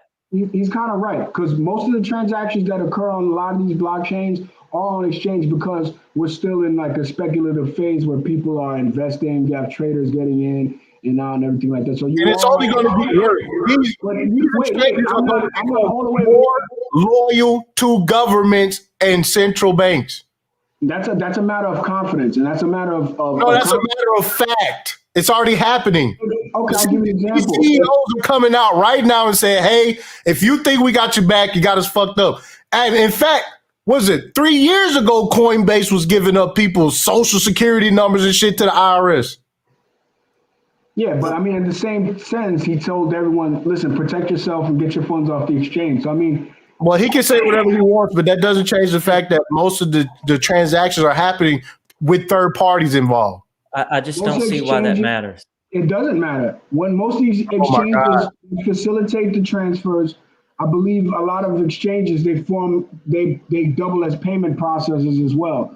But you don't need to use an exchange to process a payment for crypto. We know you don't need the exchanges, but how are most cryptos being exchanged? Ty. I mean, there's decentralized exchanges out there. But yeah, you can't count out. And I'll tell you this: people are not using decentralized exchanges like that because they don't have false. to. That is false. No, people are not using these, what is it, pancake swaps and shit like that. The average person is not using that. Because they don't have to. Only the savvy crypto people are using decentralized exchanges. This is true. Hey, wait a minute. Did we just have a centralized exchange fold to government pressure not too long ago too? Yeah, I mean, that's going to happen, but that doesn't matter because I can use a VPN and use any exchange in the world. Oh my God. So unless all governments across the world is going to ban exchanges at the same time. You think that adoption is happening that way? What does it matter? It doesn't stop it from operating. It doesn't matter. If you think that the run of the mill person that gets into crypto is going through VPNs, going through decentralized exchanges, and they go through. No, that is people are downloading coins. How are people buying XRP? People are downloading Robinhood. People are downloading Cash App, and they are buying. How they still get XRP, Ty? How are people still buying XRP? What do you mean? How are people still buying XRP? How are people in your chat right now still buying XRP? Yes, they're going through either BitTrue or Uphold or any other entity. Yes. So what's your point? My point is that's my point. So it doesn't matter. It doesn't matter what the SEC does. It doesn't matter because we can still buy it. No. The president is about to put an executive order in that is going to affect the price of Bitcoin because these exchanges that most people use are going to bend the knee to the banks with the tanks. I'm telling you. Will we be able to get it cheaper on Tuesday, sir, when the banks open? What are you talking about? Will we be able to buy Bitcoin for cheaper when the banks open on Tuesday, sir? Well, yeah, people are going to be buying crypto from banks, yes. I just want to know because you said the price is going down. I'll say that again. People are going to buy crypto with banks. And they're going to, in fact, listen, in fact, when people get this junk mail from their bank saying, hey, we now custody NFTs. People gonna be like, what? Open up your Chase Bank app or whatever and send your NFTs directly to this. They're gonna love it. The sheep are going to love it. What does it matter? That's how adoption is gonna happen. That's why it matters. No, the sheep ain't got no money. It's what the corporations are going to do. Corporations have more money than banks, Ty. Okay, again, thank you for making my point that the corporations who have all the money, they are in crypto. They are going to sway this thing towards the central banks. Absolutely not. So you think corporations are going to give up power? Yeah, how does they're not going to give up power because they are in power with the powers that be. But they can have more power custodying and creating their own digital economies. They're not going to give that up. Corporations are going to defeat going to be banks. A separate digital economy from the. It already is. It's going to be an Amazon coin. It's going to be a Google coin. Not. Yo, you gotta stop saying stuff like that. It's going to be an Amazon coin. It's going to be a Google coin. It's going to be a Facebook coin. It's going to be a Thai coin. Okay, and guess what? If you want to get out of those assets, guess what's going to happen? Take a wild guess. Yeah, that's right. I'll tell you. Since y'all don't know, I'll tell you. You're going to have to cash out in CBDCs where taxes will be collected. Not necessarily if a programmer can make a... wait a minute. Okay, so Mr. G, you are, if I'm not mistaken, I don't know which one of you Looney Tunes said that there's not going to be any more taxes. Was that true? I said that. Okay, Creole. It's already happening. Yo, listen. It's already happening. Wait. Like I'm not making this up. Yo, I know you really believe it. That's why I'm laughing. Yo, listen. Listen. It's already happening, bro. It's like Bro, When? bro, listen. Yo, hey, listen, this is what I said, like, Creole be going off the Henny. You have to forgive him sometimes. Sometimes you got to double check to make sure you heard what you All heard. right, so for people who don't know, I mean, you're holding a phone. You're probably looking at a computer right now. Just type in mindcitycoins.com, right? Miami is using Miami coin right now, right? This is Patreon, And by the way. Being what? heavily blessed right now. The mayor of Miami has already said his plan is to eliminate taxes using the Bitcoin settlement layer in mining city coins. So my point is, which politician is going to get reelected? Not the goofball that thinks he's gonna. He's already doing it though. I don't think he's basing his election off of that. But let's just game theory here. You have a politician that's saying, I have a way to eliminate city and state taxes. Who is going to get elected, Ty? I'm sorry. It's just you just got to think it out. Nah, I am thinking it out. That's what I'm saying. Like this So whole. let me jump in on this one.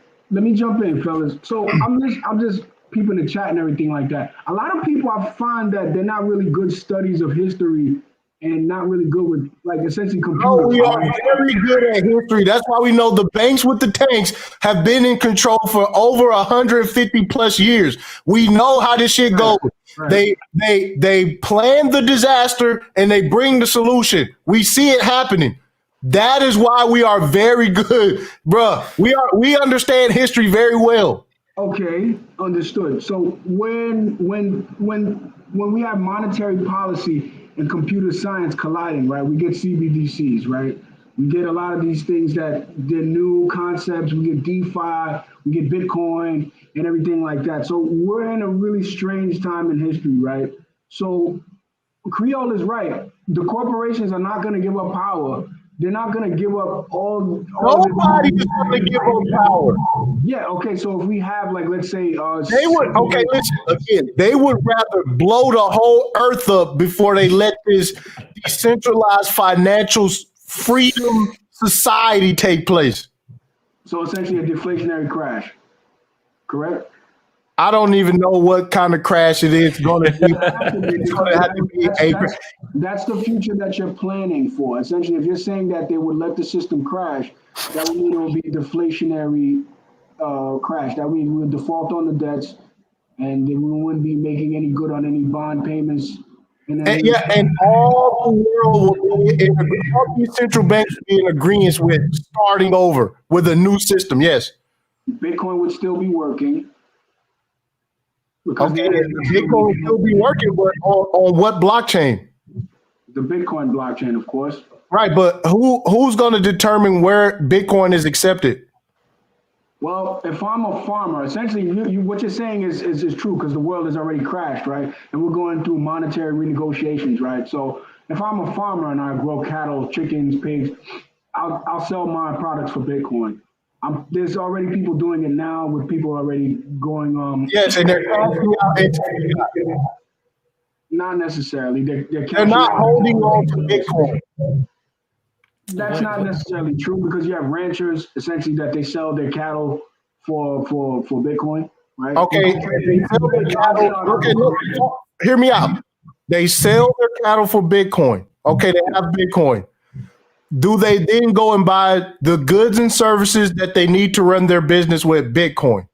Here's where it gets interesting. They're cashing out into fiat. Here's where it gets interesting. So you can run your business very, very lean on fiat. You can run your business on a Bitcoin standard, right? So livestock, I just gave you an example of how the economy is functioning. Livestock is a good that can regenerate, okay? So it's a regenerative good, so I don't have to go anybody to essentially, I can make two heads of cattle and make more heads of cattle. That's how it works. So on a system like that, you don't need government fiat, because the good itself is the cattle. So I'll sell the cattle for whatever value that I've denominated. So if I want to sell my cattle for Bitcoin, I don't care if you pay me in fiat and I transfer it to Bitcoin. Essentially, upon receiving of the payment, yes, I can change it into Bitcoin. But essentially, not everyone is cashing out into fiat. What Bitcoin gives you is the opportunity to cash out a little bit in fiat and a lot in fiat. And yes, farming. Black people farm. Don't get it in your head that we don't know how to farm, my people, right? Because that's where a lot of society started from. So yeah, livestock, cattle. Cattle now is worth like, let's say, like $10,000 a head, roughly. I don't know. I understand that, but what I'm saying is this: you're not running a farm off of Bitcoin. You are cashing out into fiat. You can, like I said, you have a farm is a business. No. You are cashing out into fiat. Not necessarily. If I want to purchase show me the farm that's being ran off of strictly Bitcoin. I don't know any. I can't tell you any. But I'll give you an example of how a business model can be run with Bitcoin. You can sell your Bitcoin right now to buy equipment, farm equipment, tractors, get machinery. You can still sell it for fiat and everything like that. But I'm talking about the actual product. Oh, you're gonna have to. The actual product that comes out of the farm, your good, your service that you produce, you can actually sell it for Bitcoin. So if I grow cattle, I grow lettuce, I grow potatoes or whatever. Yeah, but in order to operate that farm, you're gonna have to cash out in the fiat. Not necessarily, because if it's on a barter system, it doesn't matter what currency I use. Right? Okay, so you're saying that people are just accepting Bitcoin for like feed and all kind of other stuff. Well, if they're goods that can be regrown and regenerated at very minimal low cost, yeah, it makes a lot of sense to sell your stuff in Bitcoin. And now the reason for that is because at the end of the day, when we value money, we value our time. So we only value a $100 bill is because it can get us food and we can buy a drink at the bar, we can buy a car, like really low or really high time preference stuff that we've grown to just take for granted here in America. So what I mean by that is essentially we can start new economies based on Bitcoin because it's a standalone monetary system. And the fact that we don't need to cash out into government currencies is for a lot of reasons because it's already failing. The monetary experiment is failing. I wanted to talk to you guys about No. Monetary experiment is failed. It's failed. I agree, but let's just go to modern monetary theory because. But what I'm trying to get across to you is guess who has the solutions that people are going to gravitate towards. Shout out to Snap. Shout out to AZ Tech. I appreciate the cash app and Darth Low Q, man. I appreciate the cash app. Okay, so I see a couple of comments. So we got Lesson Burn. He's basically saying you have to cash out and you have to pay taxes. Yes, but the scenario that we're talking about is essentially in a deflationary scenario where the country has descended into like anarchy. So there won't be any tax. There won't be any government to pay taxes to. Lesson Burn. Man, get out of here, man. Y'all gotta stop saying crazy shit like this, man. The scenario that you came up with. You have to stop saying crazy shit like this. I'm just working with the scenario that you presented, my friend. That's all. I never created a scenario where the governments went away. No, if the government don't throw me in y'all's camp. If we go into a deflationary crash, the government is going away. Because they no longer serve us or they serve the populace. They failed the social contract to uphold it, and then now that's it. It's over. There won't be any. Y'all are underestimating the sheep big time. No, we're not underestimating the sheep. Essentially, yes, you guys are. We've had a Great Depression already. Yeah, what happened? Great Depression, and what came before that, or what came during that Great Depression? They told everyone to give up their gold. They what? They told Executive Order 6102 in the, I believe it was in 1935, U.S. citizens had to give up their gold. And they gave up their gold. Now look, we have that. That's scenario again. We have Bitcoin. And we have Bitcoin and we have smarter people now. Not everyone in the United States. Oh my God, come on, fam. Don't do that. Okay, now you're just smarter people now. You're assuming that people that don't do that will give up their Bitcoin, which is fair enough for you to think. But what I'm trying to say is that we already have a system where we don't necessarily need their government dictating how much the price of interest should be, or the price of a house or anything like that should be. So if the system does crash and the monetary renegotiations do start, we have examples of the system crashing, and the sheep went to guess who for the solutions? Bitcoin. The government. they went to Bitcoin. Right. How come the sheep didn't go to the Bitcoin of the time, gold? They did go to gold. Historically, Well, how come they gave their gold to the government? No. How come they gave the gold to the government? That was just in 1930. Yeah, but why did they do Over that? time, people have always fled the gold. Because they trusted the government with. No, because they had to. They had to. He's not talking about the 800 other times in history of war and civilizations rising and falling that people have ran to gold. He's talking about the one time that the United States made the government, the citizens give up their gold. Well, please go ahead. We've seen the sheep. I've seen the sheep. I've seen them too. I see them every day. They got face masks. They got diapers on their face, and they the sheep are here. Yes, the sheep. Ty. It doesn't. In cars by themselves with masks on. Ty, it doesn't matter what the sheep do because they don't have the money. Wait a minute. The wealth. Wait a minute, Creole. I can't let you get up here and say it doesn't matter what the sheep do. Okay. Listen,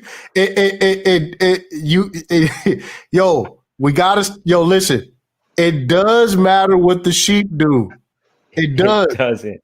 Yes, we're talking about the sheep are voting for another stimulus. Let them finish. The sheep are about to vote for a whole nother stimulus. Right. And that stimulus is how much? $2 trillion. 2 trillion.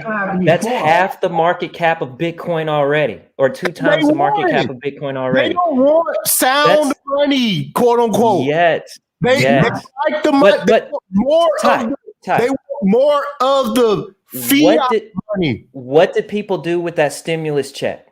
They put it into assets. They put it into crypto. They put it into Bitcoin. Coinbase tweeted about how when that $1,200 stimulus check came out, they put the stats up of how many $1,200 transactions into crypto Coinbase they had that one single day. Shout out to A1 for the Cash App.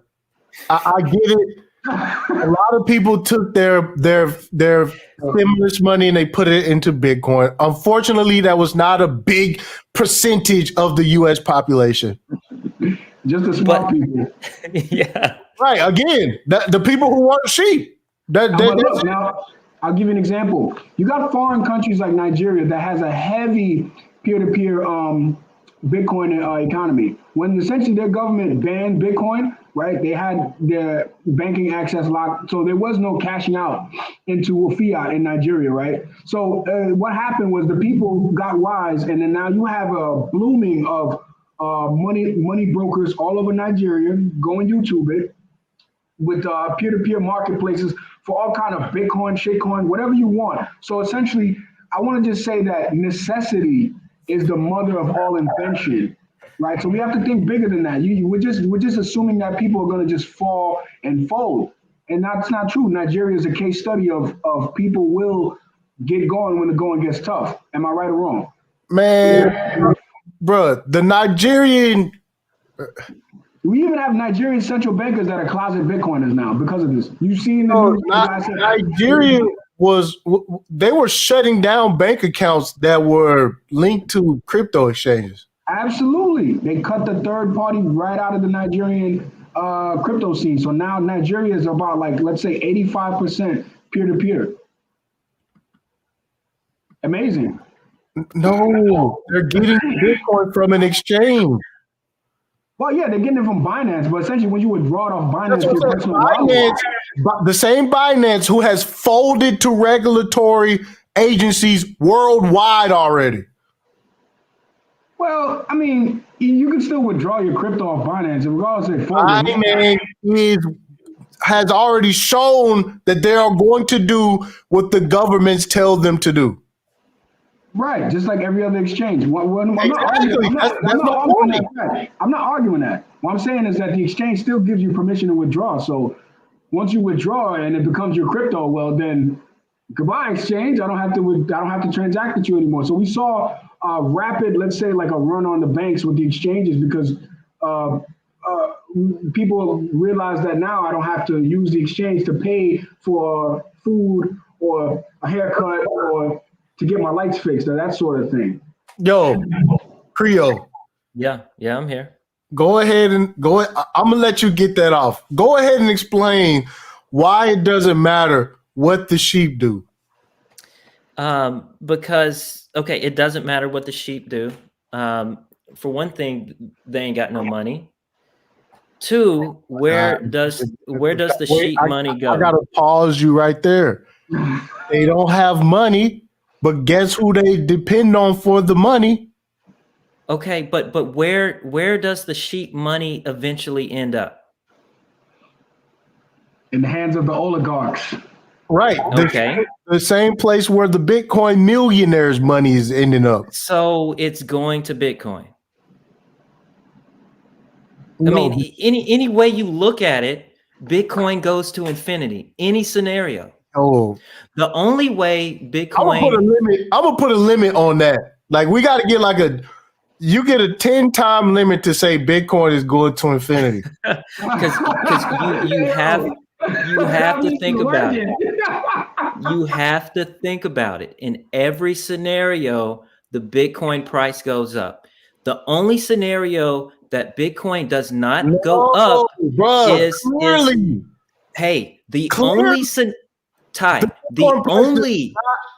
go up. The only scenario that the Bitcoin price doesn't go up is if banks stop printing money. That's it. That's the only scenario. Are banks going to stop printing money? By that logic, Bitcoin should be at $500,000 right now. It should be. It should be, but it's being suppressed. Why isn't it? Because people are trading on leverage. Bitcoin should be at $500,000 right now based on that logic. Yes, it should be. And it will be. Okay, it will be. It should have been $500,000 2 years ago based on that same logic. Man, see, this is what I'm saying, man. Listen, it is what it is. A lot of people woke up to the fact that money is false. Modern monetary theory got debunked. No, a lot of people have not woken up to the fact that money is false. Okay. Now look, if you YouTube modern monetary theory, look at all the videos of people and the comments, people questioning what money is. This is the first time in history we have we have more people now, more than ever, questioning the government's money. No, they're not. They're accepting the government's money with open arms. They're voting for the government's money. They love the government's money. What are you talking about? That's the confidence that people have in the money. So why didn't Trump get reelected? Oh, because and I can't say that more than once because they'll shut my YouTube channel down. Let me address one of your viewers. So Bitcoin is not the Model T. It's not something that just gets printed down thin air, because what it is like, if you understand the SHA-256 hashing algorithm, you understand its military importance. You understand that Bitcoin is a layer of money. So understand that if it's a platform that can be upgraded and sped up, it doesn't matter. You can put basically you can turn that Model T into a Tesla. So and what are you talking about? Let me jump in here too, Mr. G, because Lotus been saying some crazy things. Back to that Model T comment. Hey, back to that Model T. Wait, I gotta say this. Lotus says Bitcoin is already dead. Shout out to Thomas, man. Hey, Thomas. Okay, no, I got you. Lotus, I see you. Hey, pay rent. Lotus. And a slice of pizza with Bitcoin, it has no intrinsic value. Uh-oh. Hold on. What's the question? He just pretty much said, like, look, if you can't go through your day-to-day with just buying everything with Bitcoin, then it has no intrinsic value. Get out of here, Thomas. Get out of here. You're talking about buying coffee. You should use Bitcoin Cash for that. You can buy pizza with Bitcoin Cash, buy your coffee. Get Bitcoin Cash? Thomas, no, let me answer this. You gonna let this nigga get away with saying Bitcoin Cash, fam? Let me answer this. What's going on? Wait a minute. Bitcoin Cash? Thomas, Ty. Hey, Bitcoin does not have to succeed as being a currency to still be the global reserve asset. Currency in the world is a drop in the bucket compared to where wealth is. Bitcoin is not just a currency. It's a store of value for wealth. Think of real estate, bonds, derivatives. Currency is a small fraction of wealth. Right, like Bitcoin's not competing with the dollar; it's competing with the 10-year Treasury bond. Like, get out of here with that buying pizza. Nobody buys pizza with a 10-year Treasury note. Have you seen anyone walk into the deli and order a sandwich with a 10-year Treasury bond? That's not what we're doing here. You got to research money. Yeah, Bitcoin is playing a different game.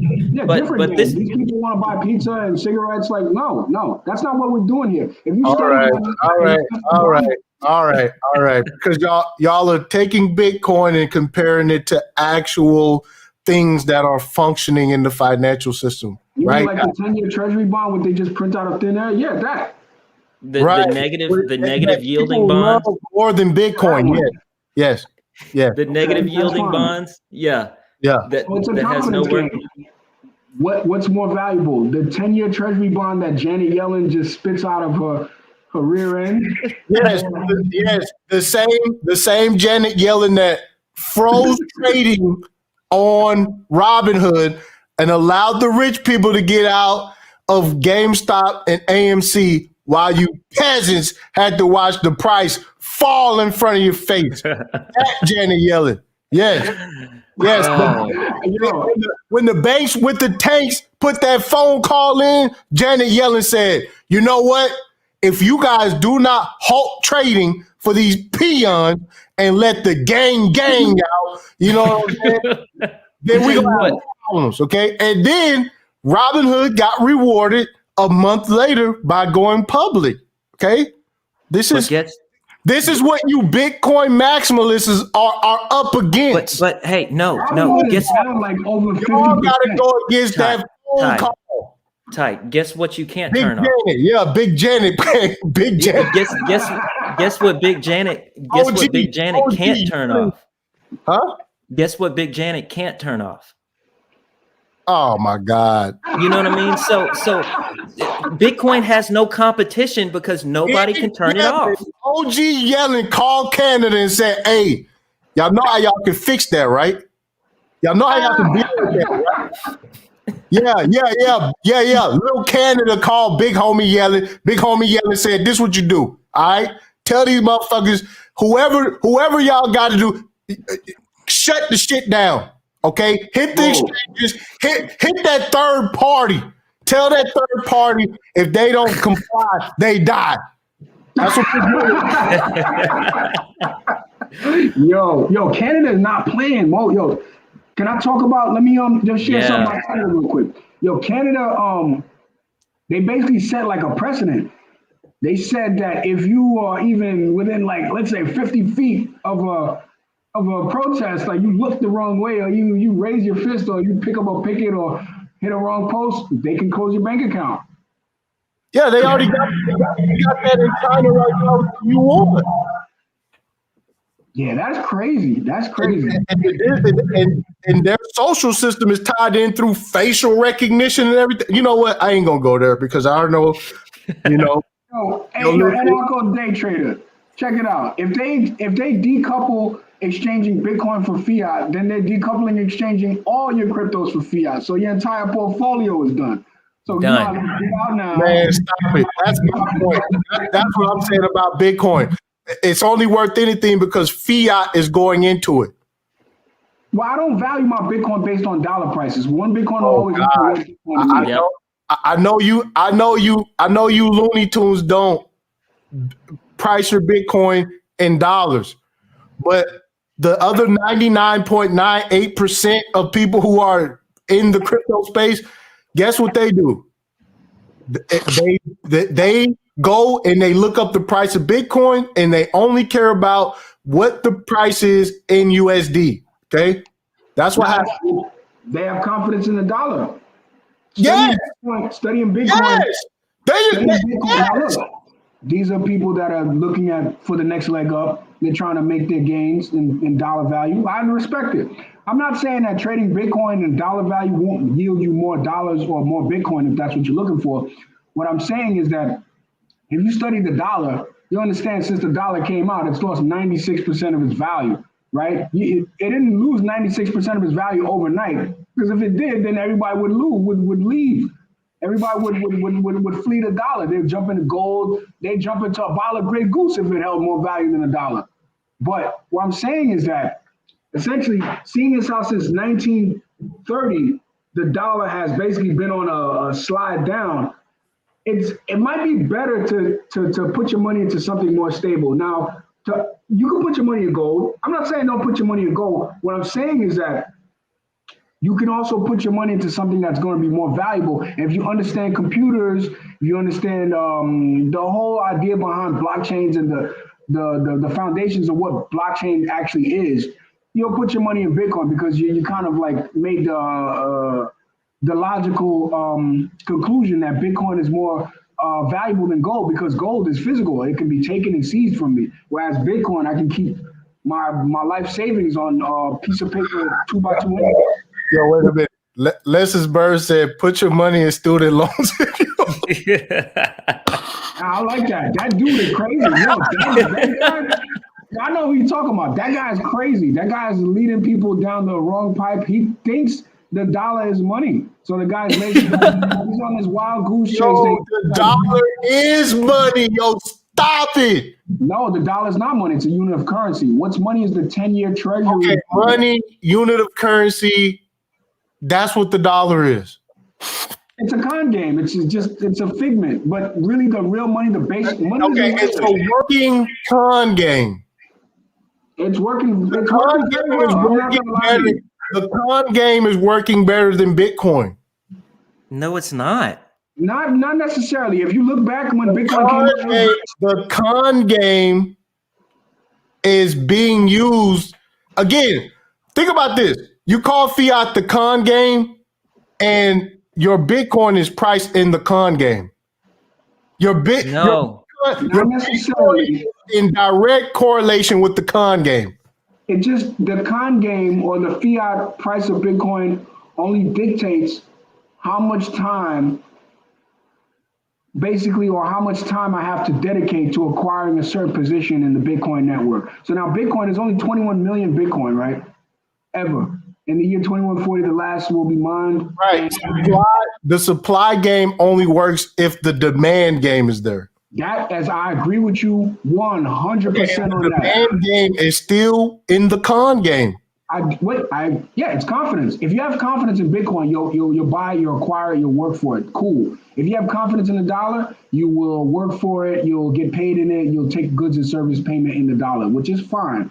What I'm saying is that essentially that if we see that over time, 10 years, Bitcoin essentially went from $0. Now it's in the 5 digits to where like a regular average person has to work for an entire year to value it. Then that means like Bitcoin's worth a year's work. That's just in period to me. Now you got people that are highly skilled that can buy multiple Bitcoin over the course of a year, in the course of a month, a week, whatever, right? Everyone has their own special skills and their own talents that they can, that's false. So when people say they're not working for Bitcoin, you need to go back home and research all the companies that are paying people in Bitcoin for their services. Coinbase pays their clients in Bitcoin, if you didn't know. What I'm saying is that, Bitcoin is denominated in its own currency. So Bitcoin is a network, it's a unit of account, and it's a currency at the same time. Bitcoin units are denominated to 8 places after the decimal. So you'll have 1.00000 to the 8th place in the decimal. So that's 100 million currency units to make one whole Bitcoin. Yeah. So it's a monetary game. It's really it requires deep thinking. This is why not everyone's going to be rich. Is everyone rich now? No. Everyone can get rich now a lot faster than they could in the past because they don't have to work as much. Mr. G, I'm asking you the same question. Cool. Bitcoin is going to infinity. How much Bitcoin should you buy right now to carry you into the future that will make you rich? All right. Well, I'll give you an example. I'm saying the minimum amount you can buy right now based on your opinion. Cool. I would say a quarter of a Bitcoin would work for an American. Because Americans have expensive taste. We're essentially spoiled. We need more to sustain our lifestyles and our lives. So I would say, let's say a quarter of a Bitcoin would be good for the average American family. So that's 25 million Satoshis. So you figure like, let's say we had the almighty flippening where one Satoshi equals $1. Yeah. You would have $25 million to feed your family, take your kids to college, go on vacations, essentially start a business. And No, wait. You know you priced that in dollars, right? You just said dollars. Yeah, because historically, dollars have been trending towards zero against Bitcoin.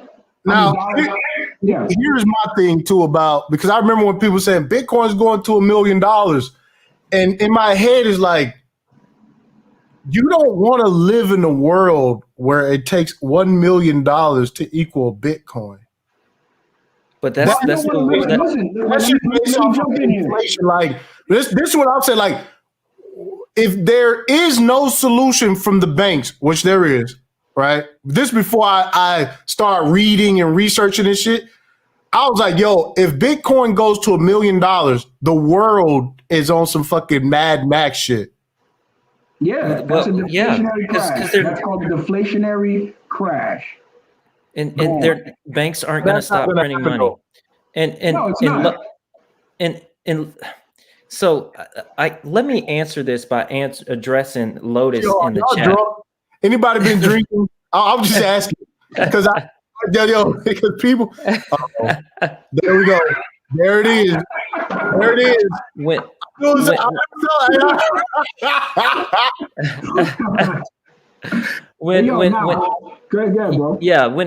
and Lotus keeps saying this, so I have to address it, and it kind of ties into the topic we're talking about right now. He says there's nothing unique about Bitcoin. There are better cryptos available. This is my point that I'm trying to get over to Ty. A CBDC doesn't solve the problem. What's the problem with the current financial system is that we print money out of thin air. Okay, this is what makes Bitcoin unique. Bitcoin's settlement layer can never be changed, unlike Ethereum, unlike Cardano, unlike Polkadot, unlike CBDC. Yes, no, it cannot. What you're saying, let me jump in. It can be changed with consensus. Yes. So consensus right now is to not change Bitcoin. That right. So if actions, but go ahead. But so you will still be. Time out. If the banks with the tanks decide to take over the mining piece, no, let him finish because he's wrong. But go ahead, Todd. Right. So if they end up with over 51% of the proof of work piece of it, they can change the base layer. That's okay. They can false. fork. They can fork the base layer. They can only fork. They can't change the rules. They can only fork. Thank you, Creole. Let's say they fork it. Let's say they fork it. Then what? Okay, let's talk about this game theory. Okay, a government co-ops the Bitcoin mining network and they fork it, which is not impossible, right? No, not it's not impossible. But the thing that's unique about Bitcoin, they cannot roll back past transactions. So what's going to happen? The protocol is going to fork, and the rest of the nodes will follow the original code. Now, unless a government can go and break into everybody's computer that's running a node and actually change the code on each and every computer, the original code stays the same. So yeah, I can fork Bitcoin and create another fork of it, but I can't change the nodes. That's what's unique about Bitcoin. That's what's unique about proof of work. All these other shit coins can be taken over. Past transactions can be rolled back. Lotus, how many Monero are there, Lotus? How many Monero are there? Like, let me know how many Monero are there. Monero has already been cracked. They already have the tools to track and trace Monero. I've shown guys.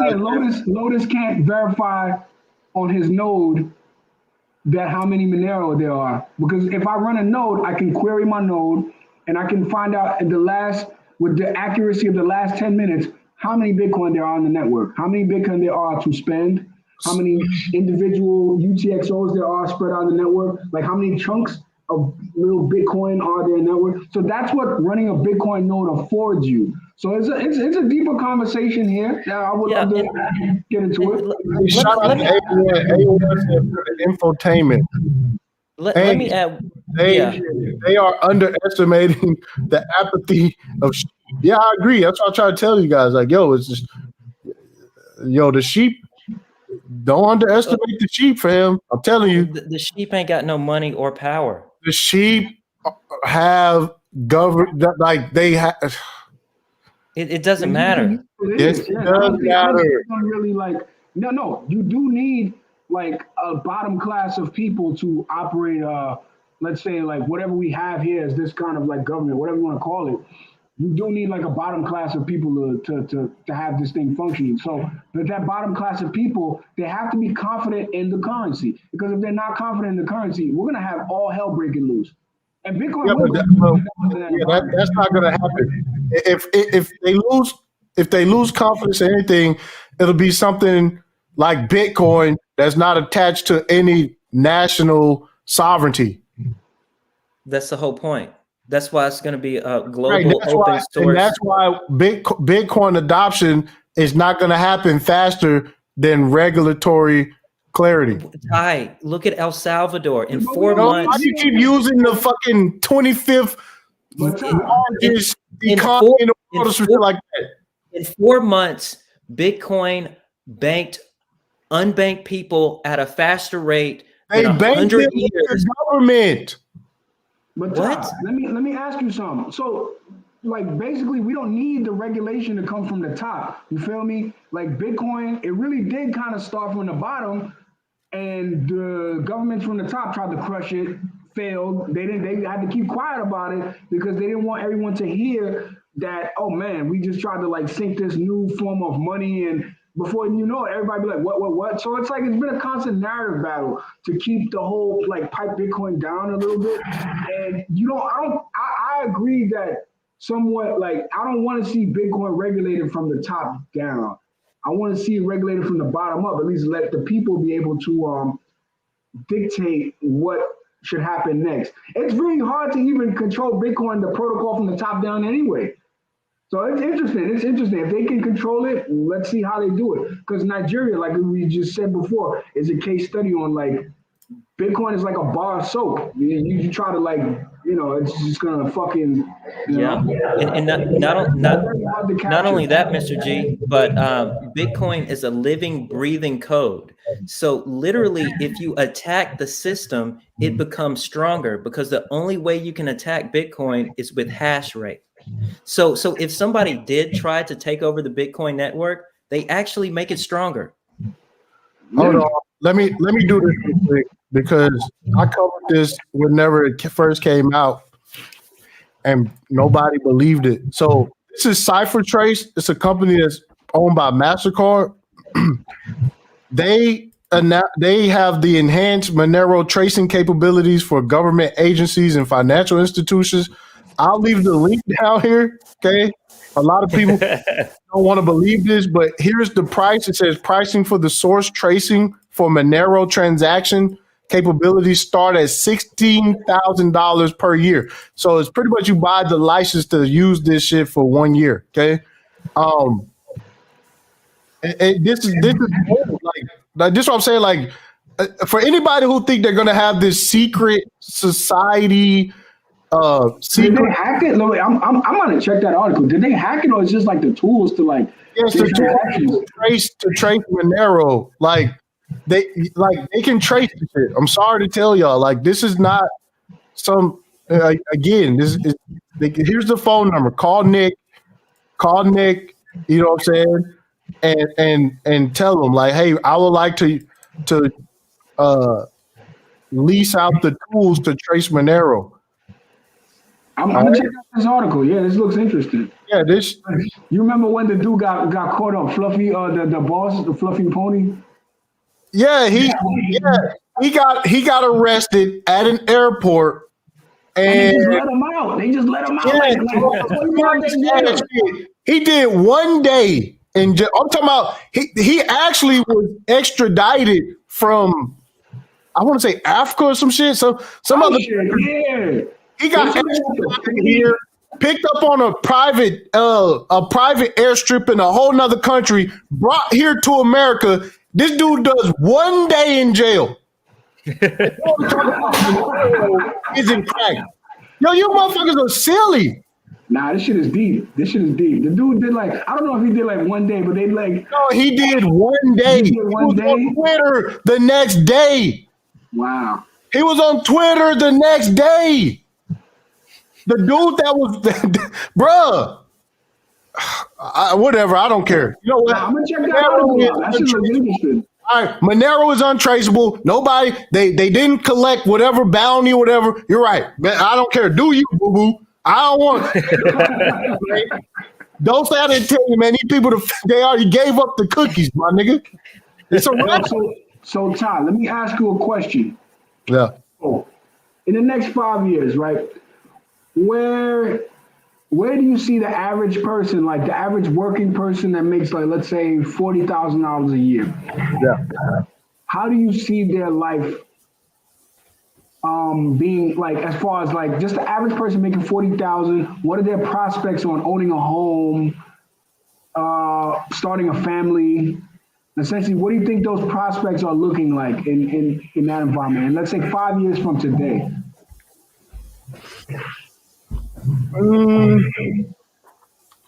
To be honest, if you haven't adapted to this fourth wave of industrialism, right, automation and all the rest of it, like you're gonna be fucked. Yeah. And that's just, there's and you can just follow the money, like Facebook and Tesla and all. They're not investing billions of dollars into this technology to see what happens. You see what I'm saying? They are shaping society. That's what's happening. Yeah. And if you can't adapt, you out. Yeah. So what's people's only hope? People's only hope is to find the opportunity, dig into this stuff, and try to be ahead of the curve, and invest and plant seeds into the future. Yeah. Yeah, I agree with that. So I see Lotus had something to say about the Cipher Trace article. I'm gonna still read it though, because as far as I understood, Monero wasn't really being able to trace the transactions like that. I could be wrong, so I'm gonna check that article out. Right. Again, I don't trust it. I know what happened with the guy who was running that shit. I seen the dude get picked up on a private airport, brought to the United States, only to be let out in 1 day. Yeah, it's crazy. Yeah, I'm good on that. I'm good on that. I mean, like, that's, you want to do it. Fuck it.